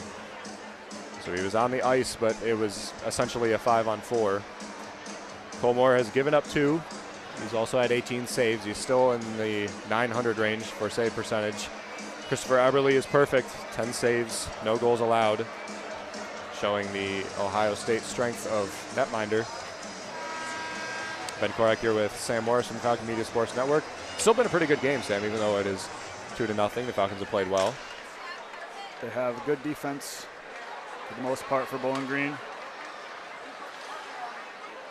This shot is tipped off of the skate of a defenseman of Ohio State, and it'll go into the netting. So we will have a face-off in the Ohio State zone. Still a large crowd here in the Slater Family Ice Arena in the second period. Pretty much packed, very loud. We have yet to see a Bowling Green goal to see how they'll react to that, but nevertheless, sizable crowd. It's really nice to see. It's one of the best weekends of the year for Bowling Green hockey, especially as a spectator. Yes. Sternberg takes it around. That should be a penalty, and it is, says the referee. That'll be a tripping as Sternberg talks to what looked to be Gunnar Wolf Fontaine, who should be assessed for tripping on that. Huge power play coming up here. And he's, Fontaine is not happy with that one, but it was clearly, no bias, clearly tripping on Sternberg right off the draw, taking it on the far side. No, a fantastic opportunity for the Falcons to put a goal back on the board. We do have 2 players still in the box. I believe that is Hanson Bucata and Ben Duran, who were assessed 5-minute penalties for their fighting a few minutes ago. Now Hanson Bucata will be joined by, who did I say? Who had the penalty? Fontaine. Gunnar Wolf Fontaine. Gunnar Wolf Fontaine. One of the best names I've ever heard. Oh my gosh. It's Gunnar Wolf Fontaine. It's such a hockey name, and I love it. Such a hockey name. Greenwich, Rhode Island is where Fontaine is from. But for the next 2 minutes, he'll exist in the box. Ohio State gains possession of the puck, down 1. They're shorthanded right now. They'll turn it back around and waste as much time as possible. Ryan Gordon brings it back around. Now he'll decide to ice it. And Colmore will stop it with $1:30 left on the clock. O'Hara leaves it in near side. Tries to cross it to Quinn Emerson, but it is knocked clean. Eric Parker trying to get it back into the zone. O'Hara near side. Martin wears a hit by Burnside, gets it back to the point. Trying to clear it. The Falcons have yet to possess the puck cleanly.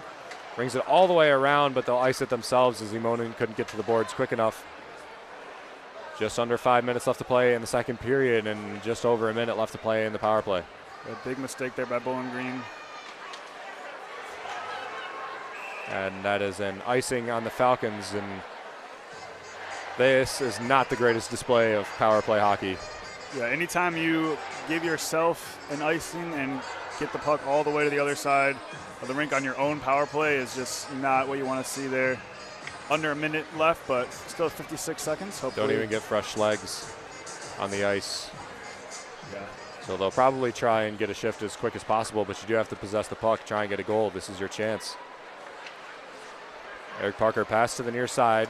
This one's way across off the half wall. Dalton Norris dumps it in. Brett Foe has the position. Leaves it up to Martin. Martin's being pressed up. And the puck disappears. Now it falls out of the pads of Maxwell Martin. So the play is stopped, and we'll get a face-off in the O zone of the Falcons.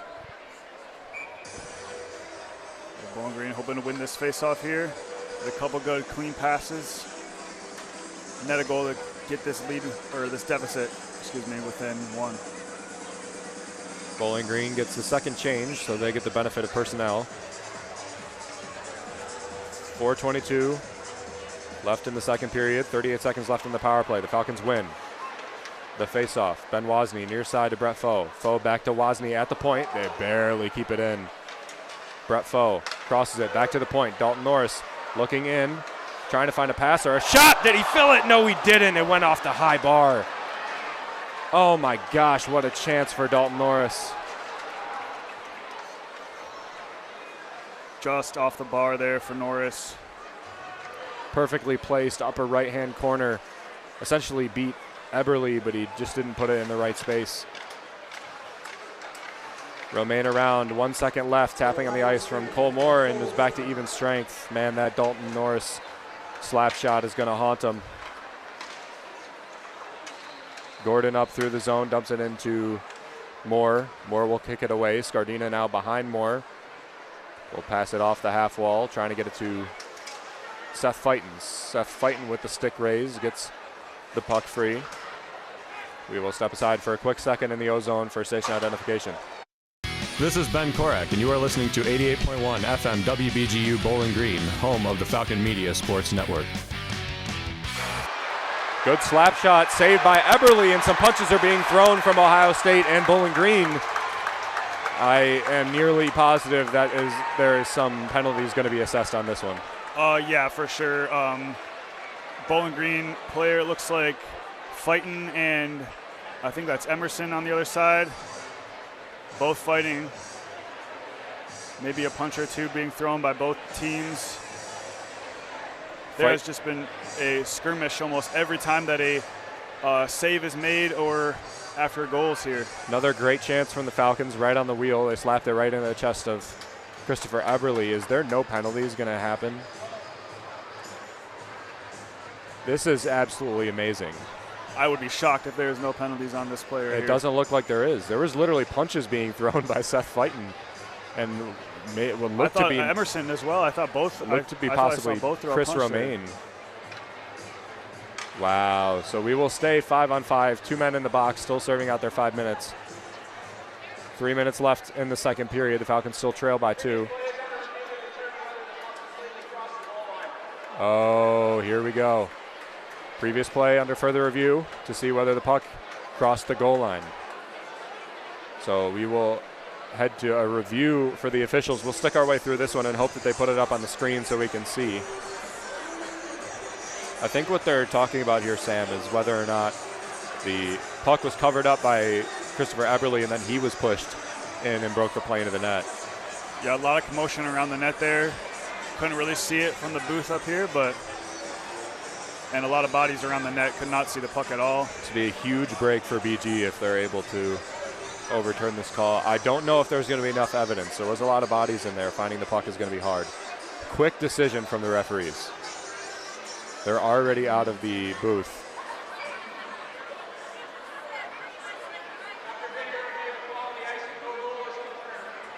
There is a no goal confirmed call, so we will take the face-off again, and the O-zone of the Falcons to the right, but the score stays at 2-0, which is expected. The more surprising part of that play is that there was no penalties assessed, Sam. Yeah, I cannot believe that. Like you said, I think Romaine threw a punch, and I definitely saw a punch being thrown by Fighton, maybe Emerson as well. It's almost like we have to keep watching through the play. When the play stops, we still get some action. Face-off won by BG. It's turned over to Davis Burnside, who's absolutely crushed on the far side boards. The Falcons gain control in the neutral zone. Wow, he was very slow to get up after that one. Yeah, Scardina and Wozni sandwiched there right outside of the penalty box. Just double checking him into the ice. 21 shots on goal for Ohio State, 13 for Bowling Green. So they trail by 8 in shots on goal. They trailed by 10 for a minute, but they had a good chance with the Dalton Norris shot on the power play, and then a few seconds ago before that huge fight. Max Montez in with Johannes Lurkeberg for the faceoff. Haven't seen Lurkenberg get a face-off. And Montez, for the third time today, is kicked out of the circle. Face-off won by Bowling Green. Push down. That'll be a penalty on Max Montez. Montez is automatically complaining. He's been complaining all game long. The box opens. Montez is not happy with that. I have to see the replay. I didn't see anything on the near side, but the boards just covered it up. Oh, tripping is the call, so maybe got the stick a little bit low. It looked like he did get it around his ankles there. So another gift given to the Falcons. All they have to do is unwrap it. 2 minutes, 46 seconds left in the second period. 2 minutes of which is going to be served out by Max Montez.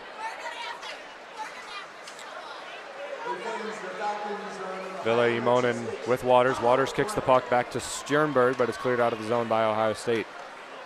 Colmore with the stick, bumps it back. You need to get a goal here if you're the Falcons. Got to have a sense of urgency here for Bowling Green. Down 2 scores.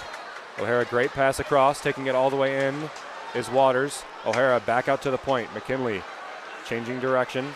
Now near side to Stjernberg. Stjernberg trying to pass it all the way across. He'll get it to O'Hara. O'Hara, great pass. Near side, one-timer for Stjernberg, and it goes just wide left. Eberle didn't have good position. Kept in by McKinley. Good play. He's pressed into the boards. Imonen giving chase. Stjernberg will be the first one there. Gets it back to Imonen. Back out to the point with McKinley. McKinley into Stjernberg. Near side at the wheel. The shot. Oh, just wide right. Stjernberg all over the ice there. First shot looked like he hit the ice a little bit before the puck, and the second shot, like you said, just wide right. That shot and the Norris one, so close to being goals. 50 left to play on the penalty. Brett Foe in. Loses control of it, leaves it back for Martin. Martin gives a bump with Scardina and Foe. Trying to dig it out. Davis Burnside now. Passes it up to Riley Thompson. Thompson takes it into the zone with 36 seconds left.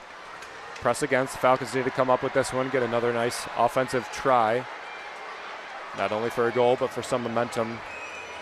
And the whistle blows, and I think the official lost sight of the puck, so they'll stop it and elect for a face-off. It's the third or fourth time we've seen that in the corners here of the Slater Ice Arena. Again, so much physicality. Yeah. 2 for Ohio State, none for the Falcons. 1-1-1 left on the game clock, 1 minute and 11 seconds in the second period. 26 left in the power play for Bowling Green. The face-off will leave the zone. They have 26 seconds to get their first goal of the day.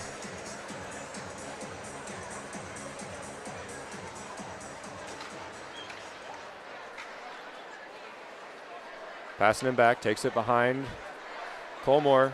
Under 20 seconds left. Now he takes it out through the neutral zone. Is Quinn Emerson. Emerson leaves it around. Tio Wahlberg ices it. And that'll be it for the power play for the Falcons. They will collect it and hold on to it cleanly.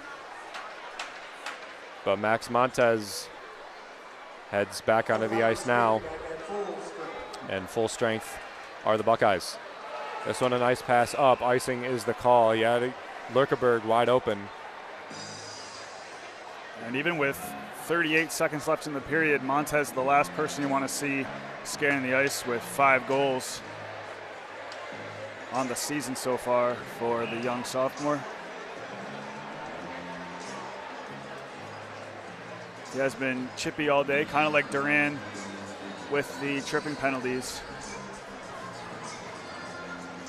Everybody set up to the right of Colmore. Max Montez for the face-off against Johannes Lurkenberg. Falcons poke it away. O'Hara on the 1-on-2. Leaves it in the zone. He's got some open ice. Can he beat him to the puck? No, he can't. He's pushed away. Max Montez holds on. O'Hara gets a shot on the body, but Ohio State leaves it up the ice. Now Joe Dunlap to race to the puck. Passanen defends him, forces him away. Not able to get a pass off. Leaves it back in the zone for Montez. Montez is pressured, and he loses the puck to Foe. Into Scardina. Scardina Where's a hit as other players are being pushed to the ice. Oh, and we're going to get more penalties. 1.7 seconds left on the clock as Ryan O'Hara is being sent to the box to join Ben Duran.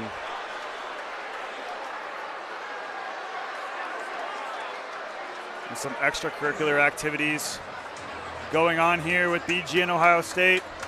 No Buckeye will be sent to the box, so the Buckeyes will have 59 or a minute and 59 seconds of power play to start the third period, as there's only 1.77 seconds left on the clock. And the referees discussing. And so far we've just seen controlled aggression for Ohio State and really a lot of undiscipline for Bowling Green so far. And it looks like a referee is going to review this one and see if there should be, I assume they're trying to see if there should be a penalty assessed to Ohio State as well. Should at least damper some of the unfortunate nature of that penalty. Ben Duran really looks bored in that box. Yeah, he's been living there so far. He and Hanson Bukata have been living in there. Both starters on their respective teams. Ben Duran has 10 minutes for roughing. They do not list who the other 10-minute penalty was on, but I am very much of the assumption it is Hanson Bukata. Yeah, Hanson Bukata, he's been in there for half the period. They might even head back when the third period starts, depending on how much time is left. Ben Duran's 10-minute was with 10:35 left, so I think they're just going to play out the period in the box. Surprised they weren't sent off for a 10-minute penalty, if that is truly the call. Yeah, they're reviewing it right now. I'm not sure what the call was there, but one of many full team fights there, not 1-on-1, 2-on-2. We got 5-on-5 fights going on the ice right now. So the referee skates immediately to the Ohio State bench, giving his verdict to head coach Steve Rolick.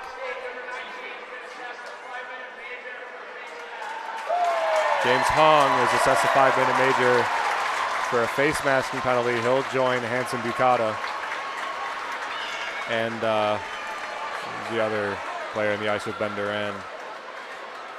I was going to say, I did see Hong getting held back by Gunnar Wolf-Fontaine at the end of that play as he was skating off Hong the will ice. just exit the ice. They'll go to the And locker room early. No, the referees are telling him to come back. It's only a 5 minutes, so he's not disqualified. And the referee's still trying to sort this one out, so they have to catch James Hong and send him back and put him in the box for a minute 1.7 seconds. I wonder if he was just skating off the ice because there's only 1 second left. Possibly. He was in the hallway. So it's going to be a 4-on-3, I believe. What a oddly played second period. Very odd. 2 for Ohio State, nothing for the Falcons. Both goals coming in this period. 4:46 in. Davis Burnside on the power play. And then 12 minutes in, Damian Carfagna in one of his own. And so 4-on-4, I apologize. 4-on-4 will be 1.7 seconds of hockey. It really barely matters the personnel that's on the ice. Ryan Gordon with Scardina for the faceoff. And the Falcons will win it, take it back into their own zone behind the goal. And we will head into the second intermission. 2-0. Ohio State leads by 2 with 15 minutes of intermission period and then 20 more minutes of hockey. Falcons trail. WBGU 88.1 FM.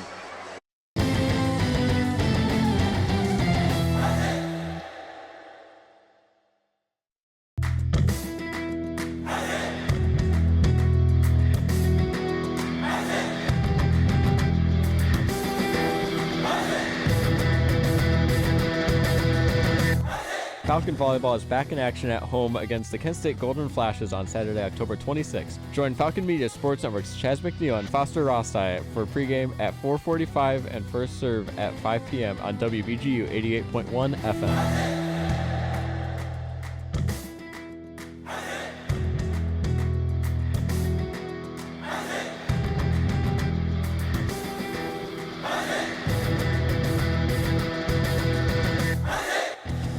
Hey, BGSU graduate Jason Jackson from the Miami Heat here. When I was a Falcon, there was BGRSO. Now it's Falcon Media Sports Network. Keep up with all BGSU sports news and action by following BG_FMSN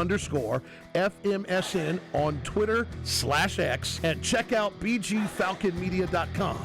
Hi, Ziggy.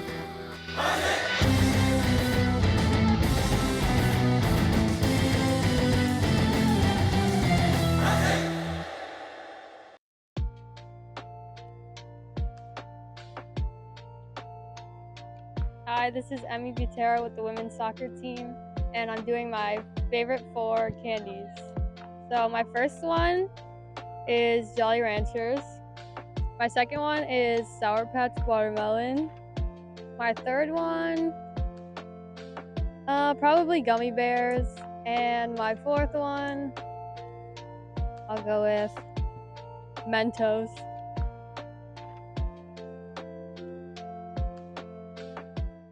Start your day with WBGU FM and Early Bird Oldies. Tune in to Northwest Ohio's community radio station weekdays from 4 to 6 a.m. for classic hit music from decades past. Enjoy all the golden oldies you remember and stick around for local community news and entertainment with The Morning Show. Early Bird Oldies, broadcast weekdays from 4 to 6 a.m. on Northwest Ohio's community radio station, WBGU 88.1 FM.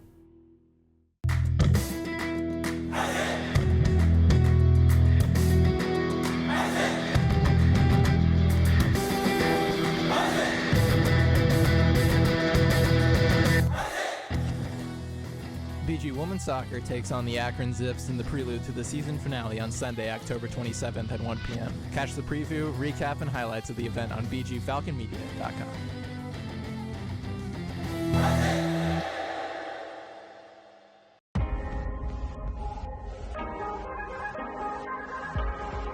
Hello, this is Josh Aronson on BGSU Men's Soccer, and these are my Falcon 4 teammates that I'd bring on a cross-country road trip.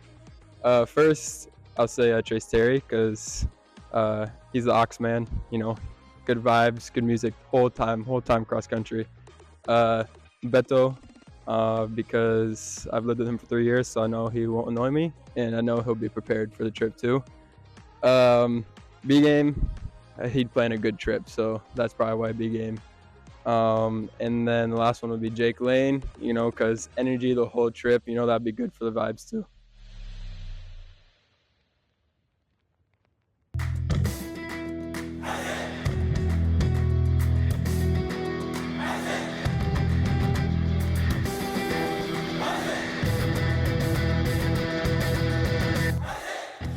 BGSU graduate Jason Jackson from the Miami Heat here. Make sure to tune into the Zig Zone every Sunday at 4 p.m. on WBGU 88.1 FM, home of the Falcon Media Sports Network.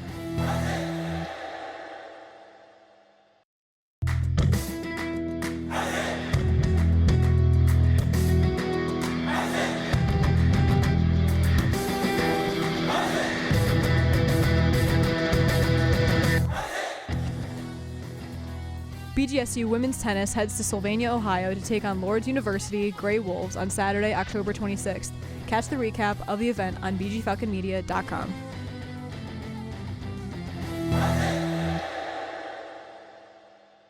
Wake up and get going with the music you know and love on Northwest Ohio's community radio station. Early Bird Oldies broadcasts weekdays from 4 to 6 a.m. and plays all the tunes you remember. Find WBGU on the bottom of the dial on 88.1 FM or streaming worldwide on BGFalconMedia.com. Early Bird Oldies will put a smile on your face and make you tap your feet. And it's only on WBGU Northwest Ohio's community radio station.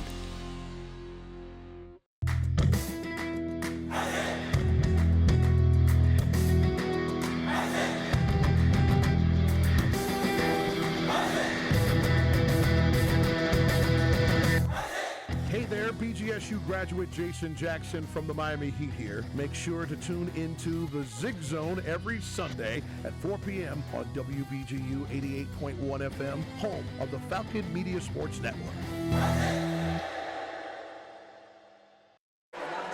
Welcome back to the Slater Family Ice Arena for the second intermission report. I'm Ben Korak here with Sam Morris from the Falcon Media Sports Network. For all BGSU sports news and updates, go to bgfalconmedia.com or BG_FMSN on Twitter. It was a very strong first period for Bowling Green, and then they took a little bit of a step back in the second period. And we had a long second period, mainly due to a lot of penalties and replays and some stuff being enforced. Sam, why don't you walk us through kind of like the vibe of that second period? Well, the crowd definitely was diluted for most of the second period. The only time really we heard the crowd get into the game was when we had a couple opportunities down at the Ohio State net with shots on goal there. But Eberle has just been fantastic. And then obviously when there's been fights, the crowd has just came alive. Really would look to see, really want Bowling Green to stay more disciplined here in the third period so they don't have, Ohio State doesn't have as many power play goals or goals for at all for that matter. The defense for Bowling Green has been playing good. It's not like their defense has been egregious by any means, but yeah, the discipline has really not been controlled for Bowling Green, where it has been controlled aggression for Ohio State. 11 penalties in that second period for Bowling Green and Ohio State collectively, so that's kind of why it took so long. But Ohio State was able to get 2 goals in that period, 446 and Davis Burnside on a power play for the penalty, the first penalty by Ben Durant, or the second penalty by Ben Durant on another tripping, and then 12 minutes and 1 second into the second, Damian Carfagna got his second goal of the weekend via a slapper and a centering pass by Brent Johnson. That was technically an even strength goal, but Scardina had just served out his 2 minutes and was only like 2 steps onto the ice when Carfagna scored. So only technically a even strength. The Falcons were still playing 5-on-4. Still looking at stats, total shots, Dalton Norris has 5, Ben Durant has 4, Eric Parker, Gustav Sternberg have 3, and then a host of other Falcons have 1 and 2 apiece. On the side of Ohio State, a lot of players with 4, a couple with 3, a couple with 2, and a couple with 1 as well. They have 22 shots on goal to the Falcons 13, and they have 42 total shots to the Falcons 29. The only aspect of the game truly that the Falcons have been very strong in is the face-off wins and losses. They have 22 face-off wins to 20 face-off losses, especially Ethan Scardino with 10 wins to 3 losses. That's been one of the few very good aspects of their game today, Sam. Yeah, their centers are playing a great job, especially Imonen and Scardina. But Lurkeberg has definitely stepped up in the absence of Duran.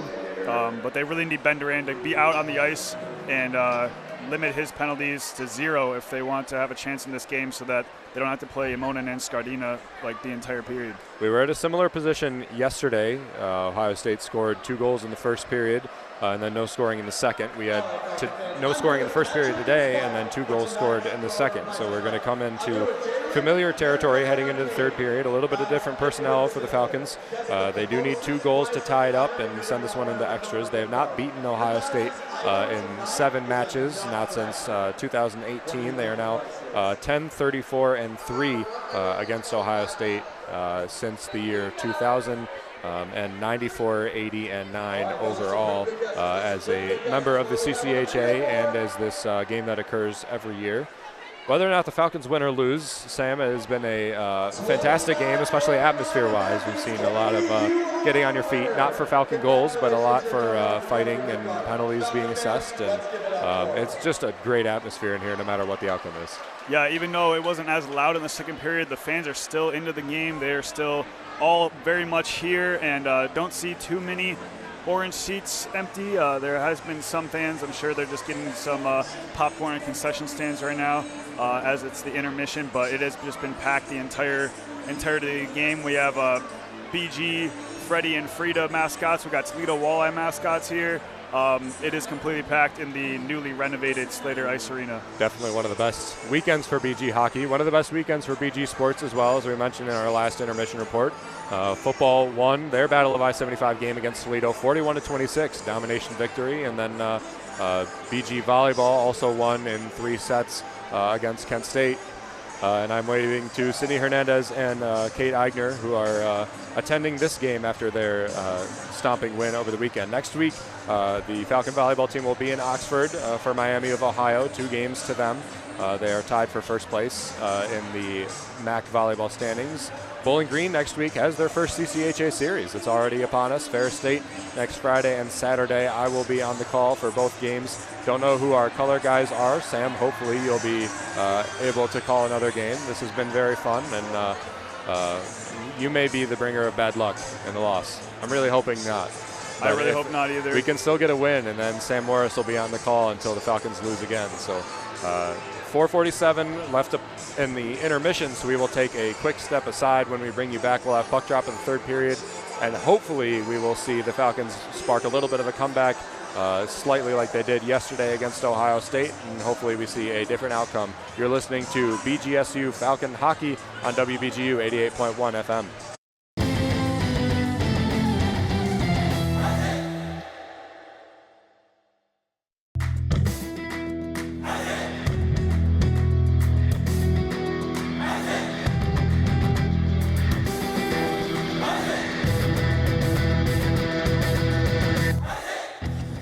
BGSU Women's Tennis travels to Hamilton, Ohio for the MAC Fall Championship starting on Thursday, October 24th until Sunday, October 27th. Check out the recap on bgfalconmedia.com following the event.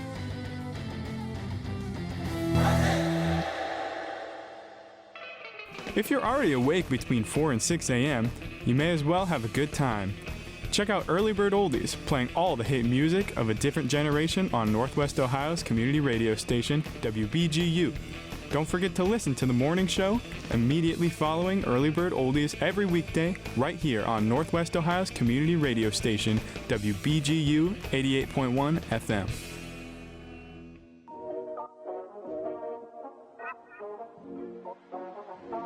My name is Kyle Blassingame from BGSU Men's Soccer, and my Falcon 4 favorite hobbies are Kirby, which is a game created by BG Men's Soccer. My second favorite hobby would be Solidity IIO. I recently bought a PC and I've been gaming it. My third favorite hobby is playing golf with Kyle Cusimano. And my fourth favorite hobby is watching Game of Thrones with Brendan Graves.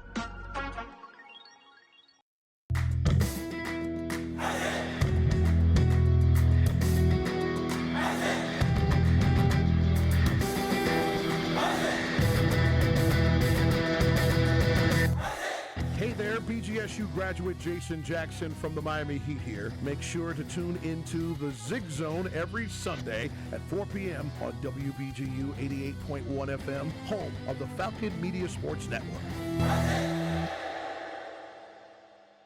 You can be an essential part of the morning show's continued success on WBGU FM.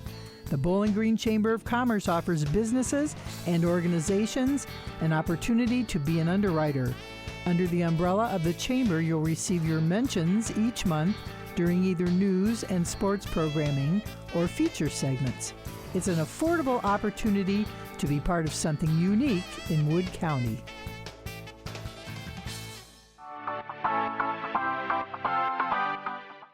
What's going on, guys? I'm Darius Lorfields, junior safety here at BG.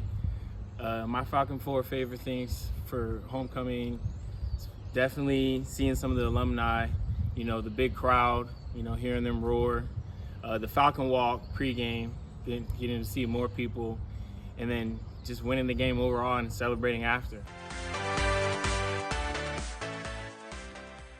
Go Falcons. You could listen to WBGU 88.1 FM, or you could be part of the action.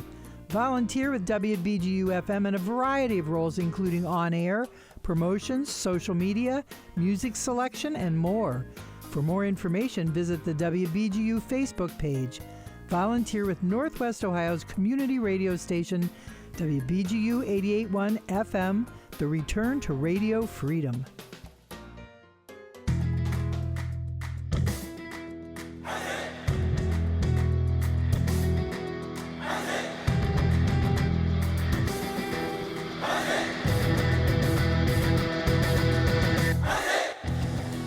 BGSU graduate Jason Jackson from the Miami Heat here. When I was a Falcon, there was BGRSO. Now it's Falcon Media Sports Network. Keep up with all BGSU sports news and action by following BG_FMSN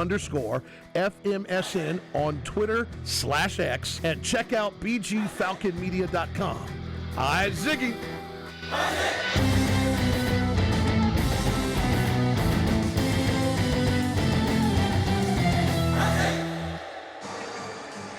Bowling Green and Ohio State back on the ice. Hockey game. Ohio State Buckeyes are up 2-0. They lead the shots on goal battle 22-13 as well, and we are at the start of the third period. I am Ben Korak with Sam Morris from Falcon Media Sports Network. For all BGSU sports news and updates, including today's recap of the hockey game, go to bgfalconmedia.com or BG_FMSN on Twitter. And for the rebroadcast of all of our broadcasts from the Falcon Media Sports Network, go to the BG Falcon Media YouTube channel as well, and you can see some highlight packages of some games on there and some other fun stuff. I believe our new video show, The Swoop, is also uploaded to that same YouTube channel. And then we have the Zig Zone every Sunday at 4 p.m., so tune in tomorrow. We talk about all BGSU sports, or most of them, and we give our opinions about the direction of the teams, what's going forward, championship routes, things like that. It's a lot of fun. 4 o'clock every Sunday. Sam, it is a great first period, a little bit of a detractful second period. We see 2 Buckeyes and 2 Falcons in the box as we start with 4-on-4 hockey. Energy back here in the third period. Fans have got their snacks and are back in their seats. Pass near side to Sternberg. Sternberg takes it up. Shot goes, just high. I think that was closer than Eberle thought that it would have been. Eberle has been absolutely fantastic. 13 saves, 0 goals, but he hasn't been tested a whole lot. A couple of nice plays by the Falcons. Brett Foe takes it all the way in. On the backhand, shoots it in. Scardino was there to put it back, but the puck had a major deflection away from Eberle. Now BG into the zone. Scardina takes it near side. He's got some open ice. The shot across. Brett Foe had an open net. Foe and Scardina both with passes for each other that could have gone in. 2 great chances in 4-on-4 to start this third period, not even a minute in. Minute left on the penalty for the Falcons. 4 left on the penalty for Ohio State. He almost picked that one off. Quinn Emerson skated in after the mishandle by Ohio State. That was McBrayer. So I believe how this is going to be served out is the James Hong, who is in the box for the Buckeyes, will have another 3 minutes in the box. That's a whistle and an offsides. So we'll get a good chance to explain it here. I believe what it means is for 3 minutes and 33 seconds, James Hong will stay in the box. Now Ben Duran and Aiden Hansen-Bucata skate back to the bench, serving out their 10 minutes. And then the other Falcon who is in the box that I cannot see right now, I believe it is Ryan O'Hara for fighting, will only be in the box for another 33 seconds. I believe. Yes, it's O'Hara. And again, that is not set in stone. We could see James Hong leave early and O'Hara be in there for another 4 minutes. Or 3.5 minutes, I should say. 25 seconds left in 4-on-4 before it becomes uneven for one of the teams. T.O. Wahlberg loses track of the puck. Now he keeps it in, but it leaves the zone, and offsides will be the call, as he didn't realize. A lot of complaining coming from Ohio State, from both sides as well, but mainly Ohio State has not been fond of the calls made. And yeah, especially Montez and T.O. Wahlberg, as you just mentioned. For Bowling Green, Duran, obviously with the 3 penalties, he has been chirping the ref's ear off. We'll see what he can do here in the third period. Bowling Green wins the faceoff. Norris pokes it to Ben Wozni, who collects it in their own zone. There's 10 seconds left on the clock and the scoreboard. We'll see who exits the box, and it looks like it's going to be the Falcon, Ryan O'Hara. So the Falcons will get 3 minutes of 5-on-4 hockey. And if they can't score during that time, I guess it just wasn't meant to be. Brody Waters is tipped back. Ohio State goes for a wholesale change, all 4 guys.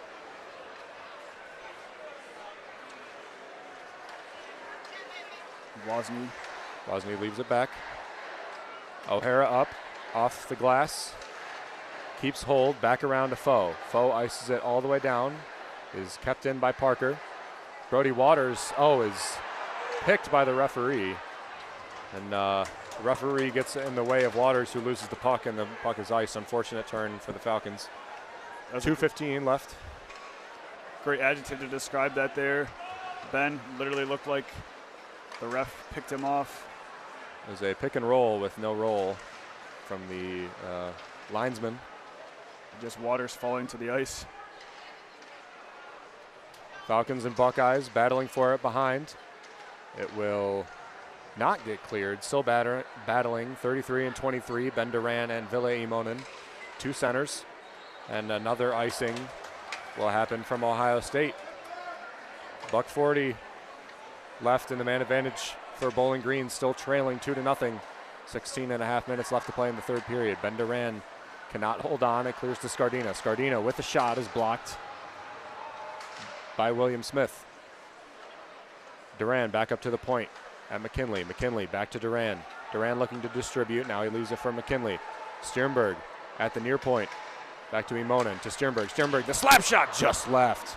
Some very nice shots from Sternberg to end the last period, and now a good one to start. McKinley fans on his slap shot, looks for a pass. Sternberg calls for it again, takes a wrist shot. It goes off the high glass as it was deflected.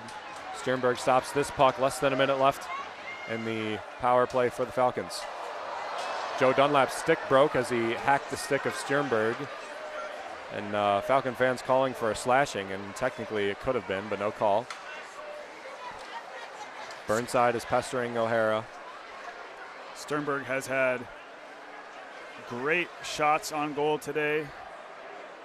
There's been multiple times where he has just missed putting it into the back of the net.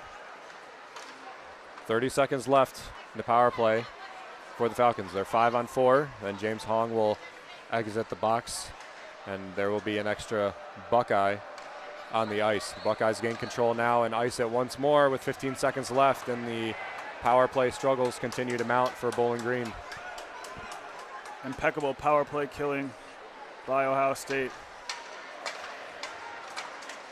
Parker up, not a clean pass to Imonen. It will find Lückeberg. The whistle blows, and the Falcons will be called offside. So there will be a face-off in the neutral zone as James Hong exits the box, and we'll have even strength for the first time this period. For the first time in a while, we're playing 5-on-5. A lot of work to do for the Falcons, but not out of reach. Just under 15 minutes left to play in the third period. 2 for Ohio State, 0 for Bowling Green. Passing in, leaves it for Ozar. Ozar flicks it into the zone, takes a bad hop off, and almost went into the net as Eberle left the net to go field it. Lückeberg back around, looking into the slot, trying to get it to Passanen, but it's tipped up by an Ohio State stick and into the Buckeye bench. Bowling Green has had great chances the last couple periods, and hopefully they'll continue to get them. That's all you can ask for on the offensive side right now. They're getting really, really good looks. The last 10 minutes or so in this game, just haven't been able to put it in the goal. 22 shots on goal for Ohio State, 14 for Bowling Green. So they lead the battle for the second day in a row. The faceoff is controlled by Ohio State. Up, kept in by Duran on good glove work. Catching it and dropping it. Duran centering, gets it into Eberle. Can they get it through? Eberle still holding on. He kicks it to the right. Ohio State gets it back around. Parker keeps it in the zone. The whistles blow, and something may have happened. Oh, the glove came off of the goaltender, Christopher Eberle. So play is automatically stopped because he lost protective gear. Had a good chance Looked like again for Bowling Green there. Looked like the stick of Eric Parker as he was trying to force that puck in just caught the glove and forced it off. And on the other end earlier, Dunlap's stick just completely broke in half. So we've had some interesting things happen here to start off the third period. Bowling Green still in their offensive zone. Ohio State wins the draw. Where's a hit? BG fighting for it. Again, they need as much possession as possible. Down 2. Ville Imonen now, big body, 6'3", about 215. A lot of man for a forward.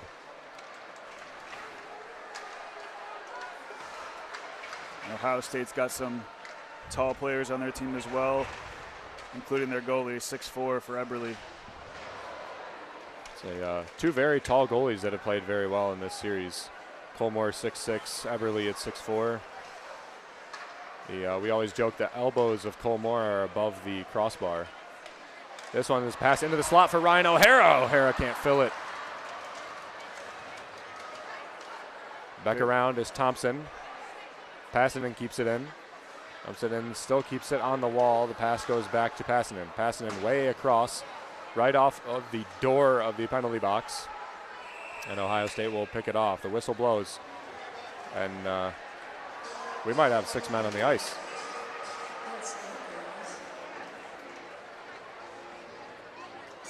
Right before the call there, good pass by Passanen.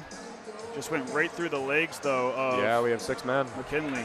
6 men on the ice. Gunnar Wolf-Fontaine will serve this one out, and another gift for the Falcons and an opportune chance for them to score. And they have their scoring unit out there. Norris and Wozni, the defensemen, and O'Hara, Waters, and Brett Foe, the forwards. If you're Bowling Green, you got to score here. Like you just said, Ben, their best offensive lineup out there right now.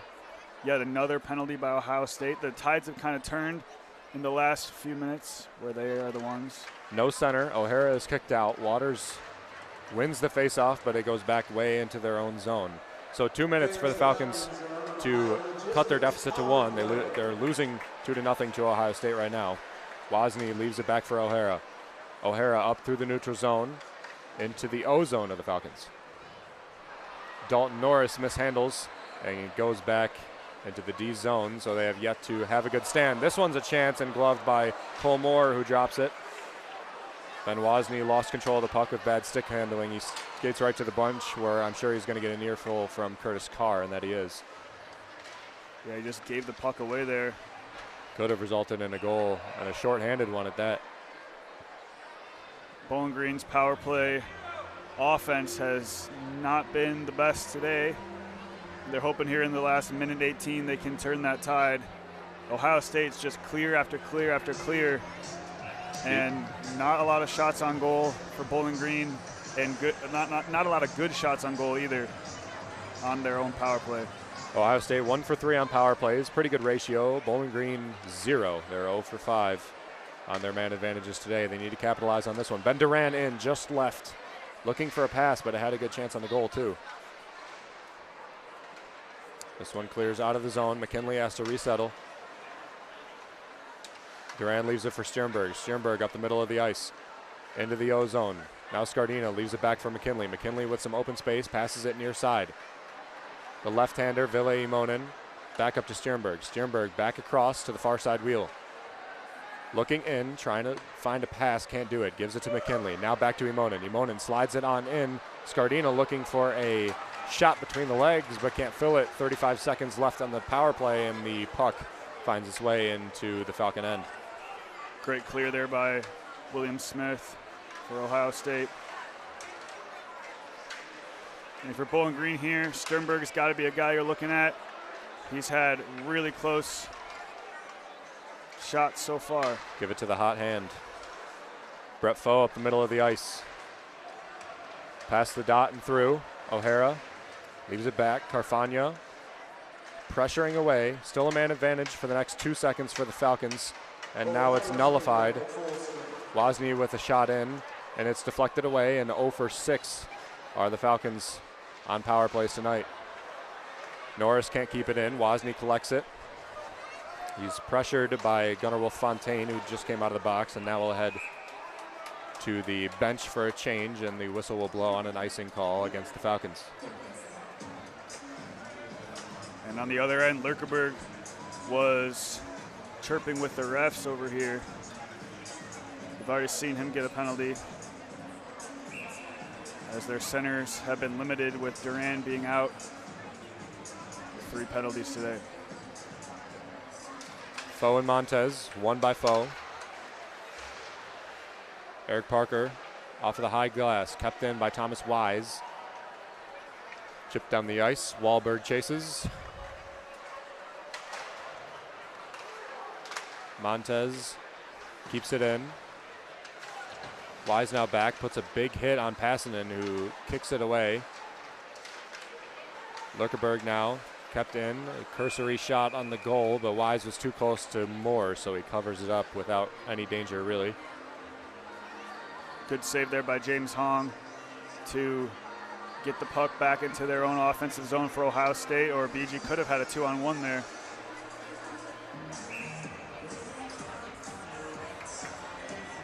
Maxwell Martin in the game now for the Falcons. If I'm not mistaken, they have 4 forwards on the ice now. They do. Even strength. With Sternberg. Oh no, Dalton Norris is also on the ice. Definitely a more offensively minded defenseman, though. He does have a nose for the net. He has a goal, no assists so far this year. That's why I said there was four forwards out there. Essentially, in essence, 4 forwards. He's just been a very attack-heavy defenseman this season and really in his career. For Sternberg and Wozni are the defensive line today, but Norris has unignorable offensive ability in a game where you need as much offense as you can. We've also seen McKinley match up with Sternberg a lot. Wozni has been on the line with Sternberg, but we've seen McKinley get a lot of playing time in for Wozni. Wozni making a couple of mistakes so far. 10-10 left to play in the third period. 2 for Ohio State, none for the Falcons, looking to get on the board for the first time today. The defensive lines shifted all around from yesterday. Nobody is with their partner except for Jack Blake, who is the extra defenseman skater and has not played a whole lot in this game. The forward line's also mixed up a lot. So Willie just trying to look for a crew that works before they head into their first CCHA series next week against Ferris State. And these last 10 minutes could really try to give them momentum into that series. Waters and Duran, first line fighting for the puck here. Ohio State now down the near side ice. Eric Parker blows a tire. Wozni keeps it into the neutral zone. Waters can't hold on. Stick on the ice, don't know who it is. It looks like it might have been Fontaines, who just grabs a new one. Fighting for it in front of their own bench are the Falcons and the Buckeyes. Not a lot of offense through the first half of the third period for either squad. Cole Moore covers it up with 9:16 left to play in the third period, heading us to our media timeout in the third period, and we will take it. 2 for Ohio State, none for the Falcons, looking to get on the board for the first time today. WBGU 88.1 FM.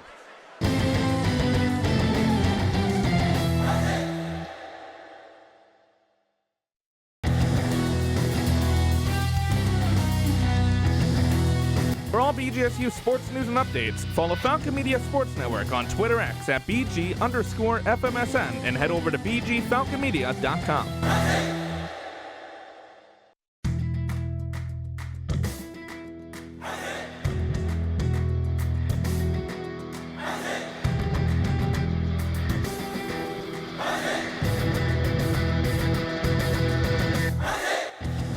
Hey, BGSU graduate Jason Jackson from the Miami Heat here. When I was a Falcon, there was BGRSO. Now it's Falcon Media Sports Network. Keep up with all BGSU sports news and action by following BG_FMSN on Twitter/X and check out BGFalconMedia.com. Hi, Ziggy.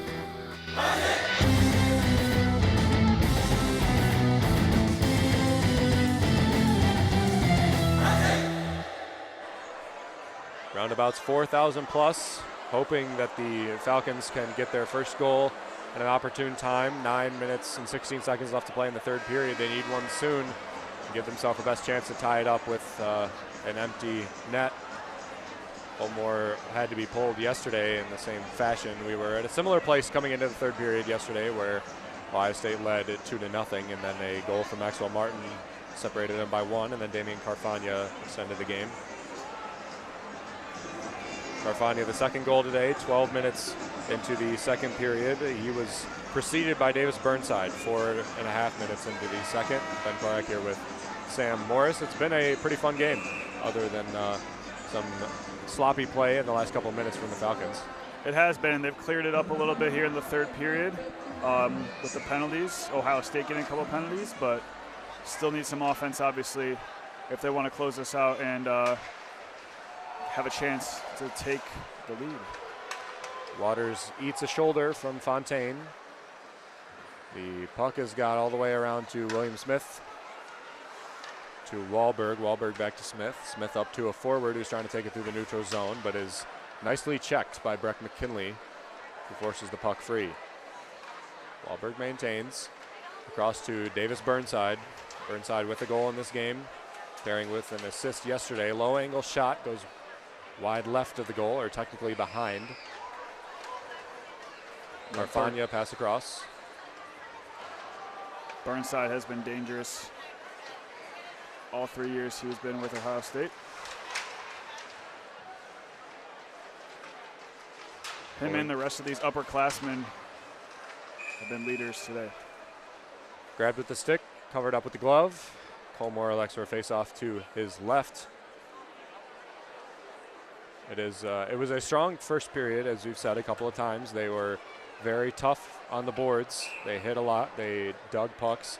And then the Falcons kind of fell into a little bit of a slump in the second. A lot of penalties, not a lot of momentum, and they missed a lot of power play opportunities. And now in the third, they started out pretty strong with the power play, but weren't able to convert on 2, and especially a 3-minute one to James Hong that really hurt. And then this most recent one, they weren't able to capitalize on and sent them to 0-5 on the day. Yeah, the Hong penalty was crucial. Carfagna to Hong. Hong with a shot is easily gloved by Cole Moore, and Gustav Sternberg absolutely decks James Hong, punishing him for that shot, and his helmet came off. Yeah, that's even an understatement. He just completely obliterated James Hong, and like you said, his helmet came off. That's something like happens in football, not often in hockey. When you get a check, your helmet just completely comes off like that. Oh, they're going to review the play. Hong, I think, was pushing for it, so they're going to see if it was a cross-checking on Sternberg, which is very likely, considering the strength of the hit. His face mask just completely came off there. Hopefully he's okay for Ohio State. Looked like he took a big shot to the head there. Looked like he skated off fine. Yeah. We'll see how quick this review takes. Should only take a minute. Quite an easy call whether or not he had the stick crossways in his back, or I guess in the chest in this case, because it was a front-faced hit. Huge hit there by Sternberg. Really big hits by Scardina also today, especially that one with him and Wozni where they sandwiched an Ohio State player. Sternberg, if assessed with a penalty, it'll be his second of the game. Another one, a roughing in the second period. And he went in with Ben Duran, who Duran had the 10-minute and Sternberg only had the 2. This would be his 7th penalty on the season, which would extend his lead for Bowling Green.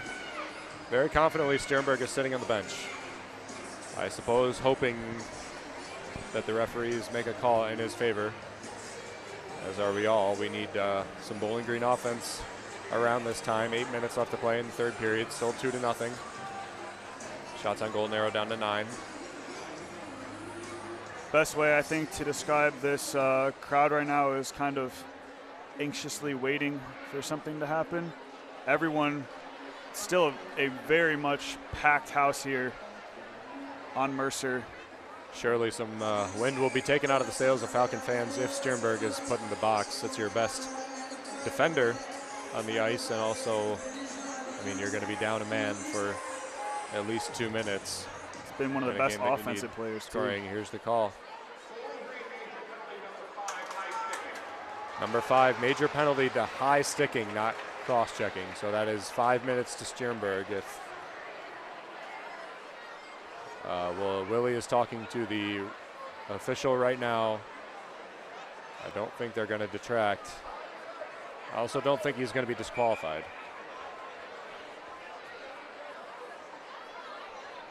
But that'll be 5/8 of the time left on the clock. We'll see the hit here on the big board. Oh, that is an awful call.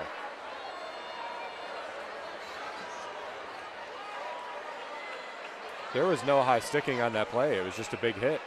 He didn't even hit him with the stick. He hit him with the shoulder. Oh, hit him. Wow. Hit him with the shoulder on the replay here. We're seeing Willie looks thoroughly Slater. peeved, and I'm kind of peeved with him. This one is a shot that was almost blocked by Riley Thompson. His stick is thrown away. It goes off the glass. Kept to Fighton. Fighton stays away. That's a penalty. It's going to be interference. And a scrum breaks out at the end of that one, but Gunnar Wolf-Fontaine will head his second penalty on interference to Seth Fighton. Seth Fighton talking to him as he makes his way over to the sin bin. And at least for 2 minutes, the Falcons will have even strength. Yeah, we may see some more fighting here down the stretch, Ben. It is getting really chippy out there. Fontaine already has 2 minutes in this game, so 4 after this is served. Especially with such a aggressive game last night, you can definitely see that carrying over into today. They're going to have a tough weekend, or a tough week forward of recovery. 4:45 left on the penalty to Sternberg. 2 minutes. That'll create even strength for both teams, 4-on-4 hockey. The cursory shot in is saved by Eberle. Knocked away, good stick work, but no interference made with the puck. Scardino pulls it away. Thompson holds on. He wears a bump into the boards. Pass over into Scardino. Scardino off the half wall and up. Crossing lines, Ben Duran in the zone. Over to Ohio State. Ohio State takes it behind. They really do not have to go full-fledged offense. They're up 2-0 with 7 minutes left. They can play 2 men back and ensure that the Falcons don't have a good run. Clock is ticking down here for Bowling Green. And make the most of their opportunities if they get them. Good pass deep to Joe Dunlap. Dunlap reaching in. That's a good shot from the righty that is saved from Cole Moore. That is Moore's 29th save of the game, nearing it on 30. 2 goals allowed, .933 save percentage from him. Ryan O'Hara with the puck. He is being pressed up against. Breck McKinley now joins in on the fray, working it free. Brett Foe looking to center. Clears to a cream jersey. Shot in, where's a hit? Ryan O'Hara to Brett Foe. Foe looking up. He's pressed into the boards, getting pushed. A lot of 50-50 puck going on. The Falcons will come up with it. Brett Foe not able to keep it in. He was forced out by Nathan McBrayer. Now they'll go for a line change. Foe takes it all the way in. Fresh 3 guys. But the man advantage comes back out for the Buckeyes as Fontaine fakes like he's going right for the bench, but he goes for the puck instead. Now he has it. He takes down the far side. Eric Parker pressing up against, passing in. Works the puck free. Now it gets tangled up once again in a host of red and cream jerseys. Pass across. Carfagna with another shot is blocked by Maxwell Martin. Good play. Back all the way around. Held in by Fontaine, just barely. Riley Thompson wears a hit. Now this one's inside. Good chance, but forced away from Seth Fighton. More good defense from the Falcons. Thompson back up to the point.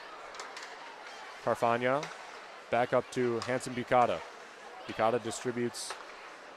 Now takes a shot just high. It was left by Colmore, so will not be a shot on goal. This one to Maxwell Martin, and it is iced with about 2 minutes left to play in the penalty kill for the Falcons. Scardina chooses the wrong side.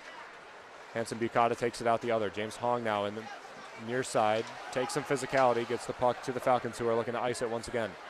Scardina can't get it free on the near side. Montez working with him. Gets it out to his point man, Teo Wahlberg. Wahlberg to Brent Johnson. Brent Johnson back up to Wahlberg to Montez. Montez playing the point. Pass into the slot. Hong can't hold on. Good physicality from Scardina, who had a fantastic shift on this penalty kill. He'll skate away with a minute left. Great penalty kill so far for Bowling Green. 4 minutes left in the third period, running out of time. BG trailing by 2. This is a push while Hong is on top of the puck. Max Montez with another chance, and Dunlap with the shovel, and he couldn't scoop it in. Montez clicked away, iced by Bowling Green. 45 seconds left in the power play for Ohio State. 3:40 left to play in the third period. A tall order for the Falcons to come back into this one, but an explosive offense when clicking. Ohio State back into the zone, just taking their time. 30 seconds. Imonen fighting with Carfagna and Fontaine. Now 2 more Falcons join in. Parker sets it free. Pushing it back around. Thompson back up to the point. Over into the slot. Save from Colmore. Carfagna's turned back away as Breck McKinley hits the ice. This one far side. Fontaine into McKinley. McKinley with a good defensive play again. He takes it up the ice. Near side. It's a 2-on-1. Does he have a chance? It's in. Imonen was being pushed away, so he didn't have a chance with the rebound. This is another shot that goes just wide left. McKinley's got some open ice next to him. He turns it on to the inside, skating along the near side boards. He's pushed away. Full strength for Bowling Green, so it's 5-on-5 hockey again with 2:40 left to play in the third period. Great chance there for Bowling Green. Good defense as well for them, but only 2.5 minutes to go. Another save from Eberle, but he can't cover it up. It's kicked away. William Smith now gets this one off. It'll be a race to the puck to save the icing. It's not going to be an icing. Dalton Norris back to Jake Dunlap. Dunlap in. Shot is just wide right. Ben Duran up into the zone. Where's a hit? Gets it free. Deckett over in the inside is saved by Colmore once again.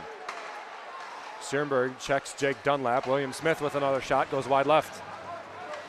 Shots just missing for Ohio State. Not a lot of them hitting Colmore. He is now up to 31 saves on the game. 2-0. Moore is looking toward the bench, looking for when he can get out. Under 2 minutes left to play in the third period. BG down by 2. James Hong leaves it into the zone. Ohio State with good pressure just to make sure that the netminder doesn't leave. O'Hara is pushed in. Ohio State leaves it in. Sternberg, mishandles. That was their chance to get more off. Kicks it back over. Ryan Gordon being a pest. Now gets to Sternberg cleanly. Colmore looking up. And Ohio State will gain control again. They force it back up into the zone. Smart play. Keeping more off, and it's a tall order for the Falcons to score 1, much less 2 now. 1:10 left to play in the third period. 2-0 Ohio State. Parker up to Fighting into the O-zone of the Falcons. Looking to leave it back for Waters. He can't do it. He forces it into the slot. Waters diving away, but number 60 in the net, Christopher Eberle, like he has been all game. Shutout, 22 saves, no goals. Eberle has played absolutely amazing in the net for Ohio State, and we talked about the fact they have 2 really good top 10 level goalies in Division I hockey, and Eberle's one of them. 55 left to play in the third period. Willie will take a timeout, I believe, to talk this one over. They need 2 goals in 55 seconds to send this one into some extra time, a 3-on-3, 5-minute overtime. We will stick with you through it and read some stats while we wait. Ben Duran with Gustav Sternberg lead the Falcons in shots with 6. Dalton Norris, who was the previous leader, has 5. 4 from Brett Foe, Ethan Scardina. 3 from Eric Parker and Maxwell Martin, and 2 from a host of other Falcons. 21 shots on goal on 45 total shots for BG. 33 shots on goal, 12 more than the Falcons from Ohio State. 56 total shots. 4 from a couple, 7 from Davis Burnside, who has a goal.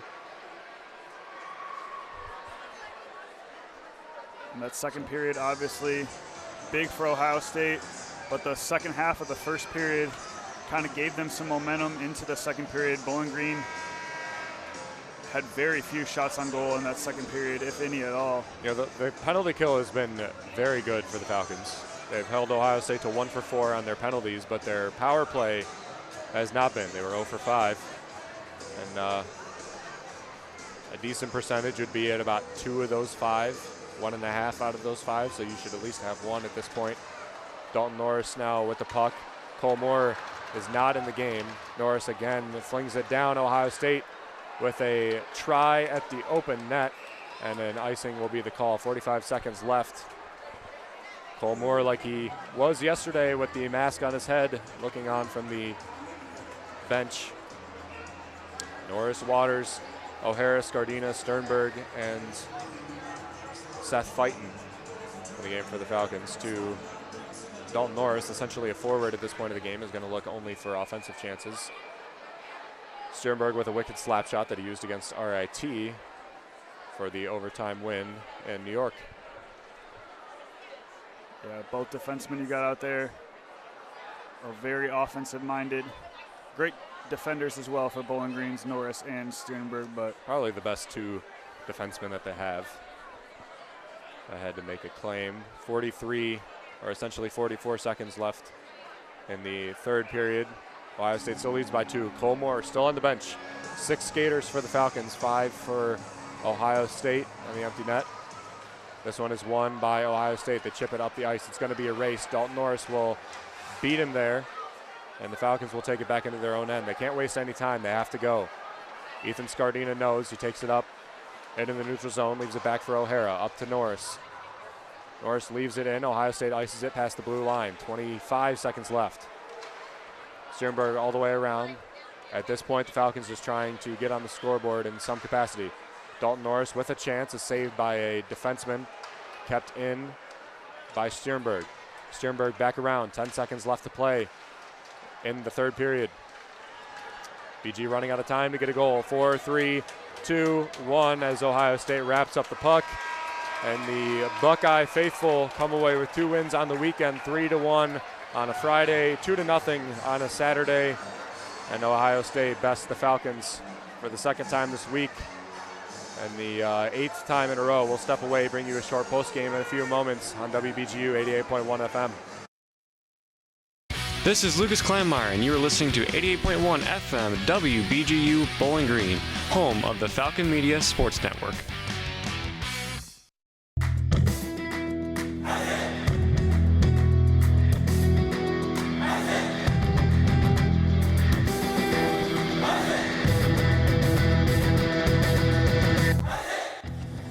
Don't have time to tune into a BGSU sports broadcast? Falcon Media Sports Network will have you covered with live updates of home BGSU athletic events.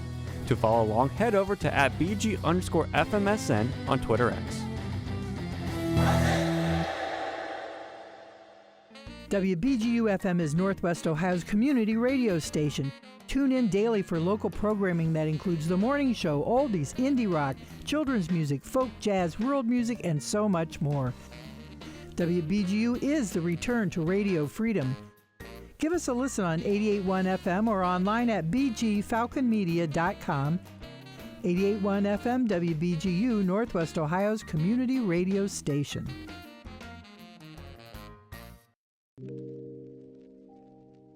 Hi, I'm Laura Mahoney from BGSU Women's Soccer Team, and my Falcon 4 favorite summer activities are going to the pool with my friends and spending time with them, cookouts because I get to spend time with my family, tanning because it's relaxing and it's out in the sun, and getting ice cream because everybody loves ice cream.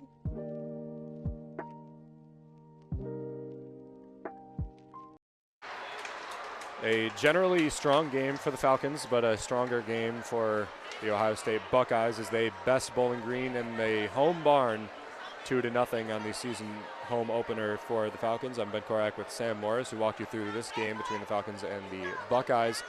We saw a lot of strengths from the Falcons. We just mentioned off air, defensively was one of them. They were very strong defensively, very strong in the face-off circles as well, winning 34-36. but there were some offensive struggles, especially that 0 for 5 on power plays, and just Bowling Green wasn't able to get it done at the end of the day.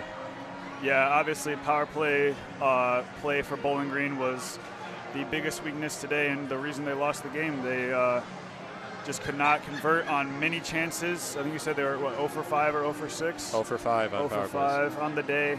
And then on the other side, Ohio State's penalty kill, as you mentioned multiple times in the broadcast, been just elite today and has been elite all season. So that is definitely something Bowling Green will have to get better at as we go into the CCHA season and conference play.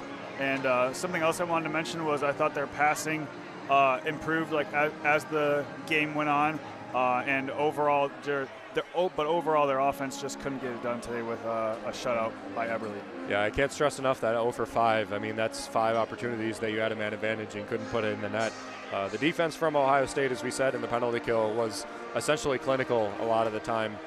They did a very good job of icing the puck, very good job of digging it out of the boards, pressuring the Falcons so they couldn't set anything up. And it was a very good defensive game for Ohio State. Not the greatest offensively, even though they scored 2 goals, but nevertheless, a win for Ohio State in the win column. They stay undefeated. They're now 5-0-1.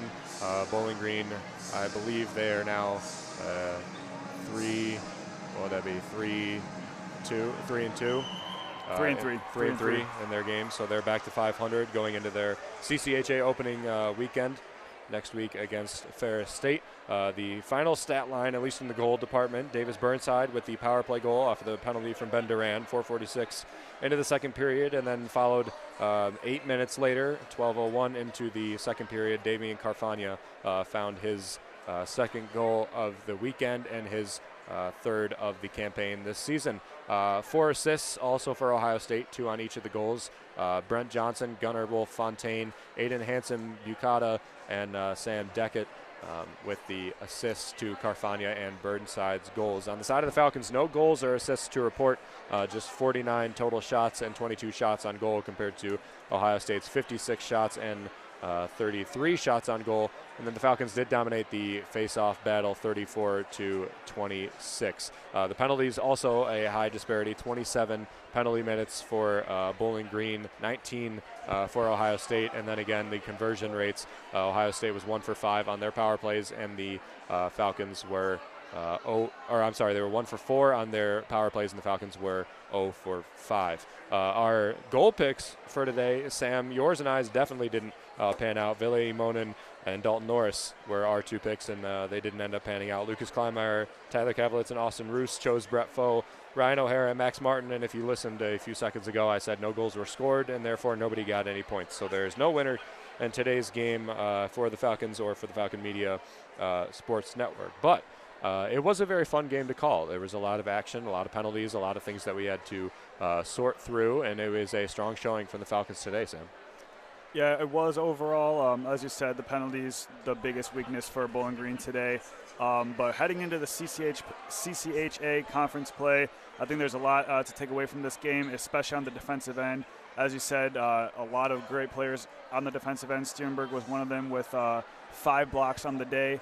And so I think the defense is what you can take away from this for Bowling Green, and hopefully the offense will continue to get better, especially with the penalty. Player of the game for Ohio State is probably going to go to Christopher Eberly. A shutout victory, 22 saves. That's his first shutout of this season, and 1,000% saving percentage. If you do the math, no goals to 22 saves. Cole Moore by no means had a bad game. He had a 940 save percentage, 31 saves on 2 goals allowed. One of them, I believe, was a power play goal. The first one was, so there was a man advantage on that one too. So another great showing from Cole Moore. If you only give up 2 goals, you expect to win the game. So the offense needs to back him up just a little bit more. Sam, it was a pleasure calling with you guys. Sam Morris, myself, Ben Korak, Austin Roos back in the booth. We'll see you next week for BG Hockey against Ferris State on Friday and Saturday. I will be on the call with a color guy to be determined at a later date. And for today's recap, the preview of next week, and for all other BGSU sports news and updates, go to bgfalconmedia.com or BG_FMSN on Twitter. Hopefully we will talk to you tomorrow during the Zig Zone at 4 p.m. where we discuss the BGSU athletics happenings of this past week and going forward what we expect to happen. We will talk about hockey, the football great win this weekend, and the volleyball great wins as well. So Ben Korak with Sam Morris from the Falcon Media Sports Network saying good night on WBGU 88.1 FM.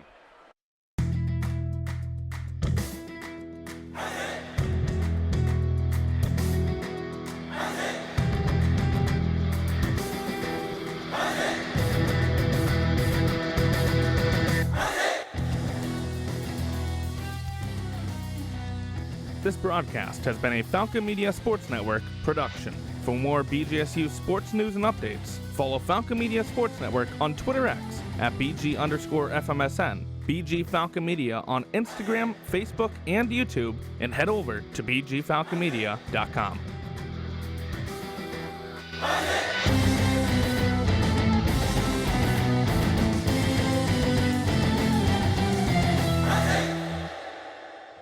There's so much more WBGU content available online through our social media profiles on Facebook,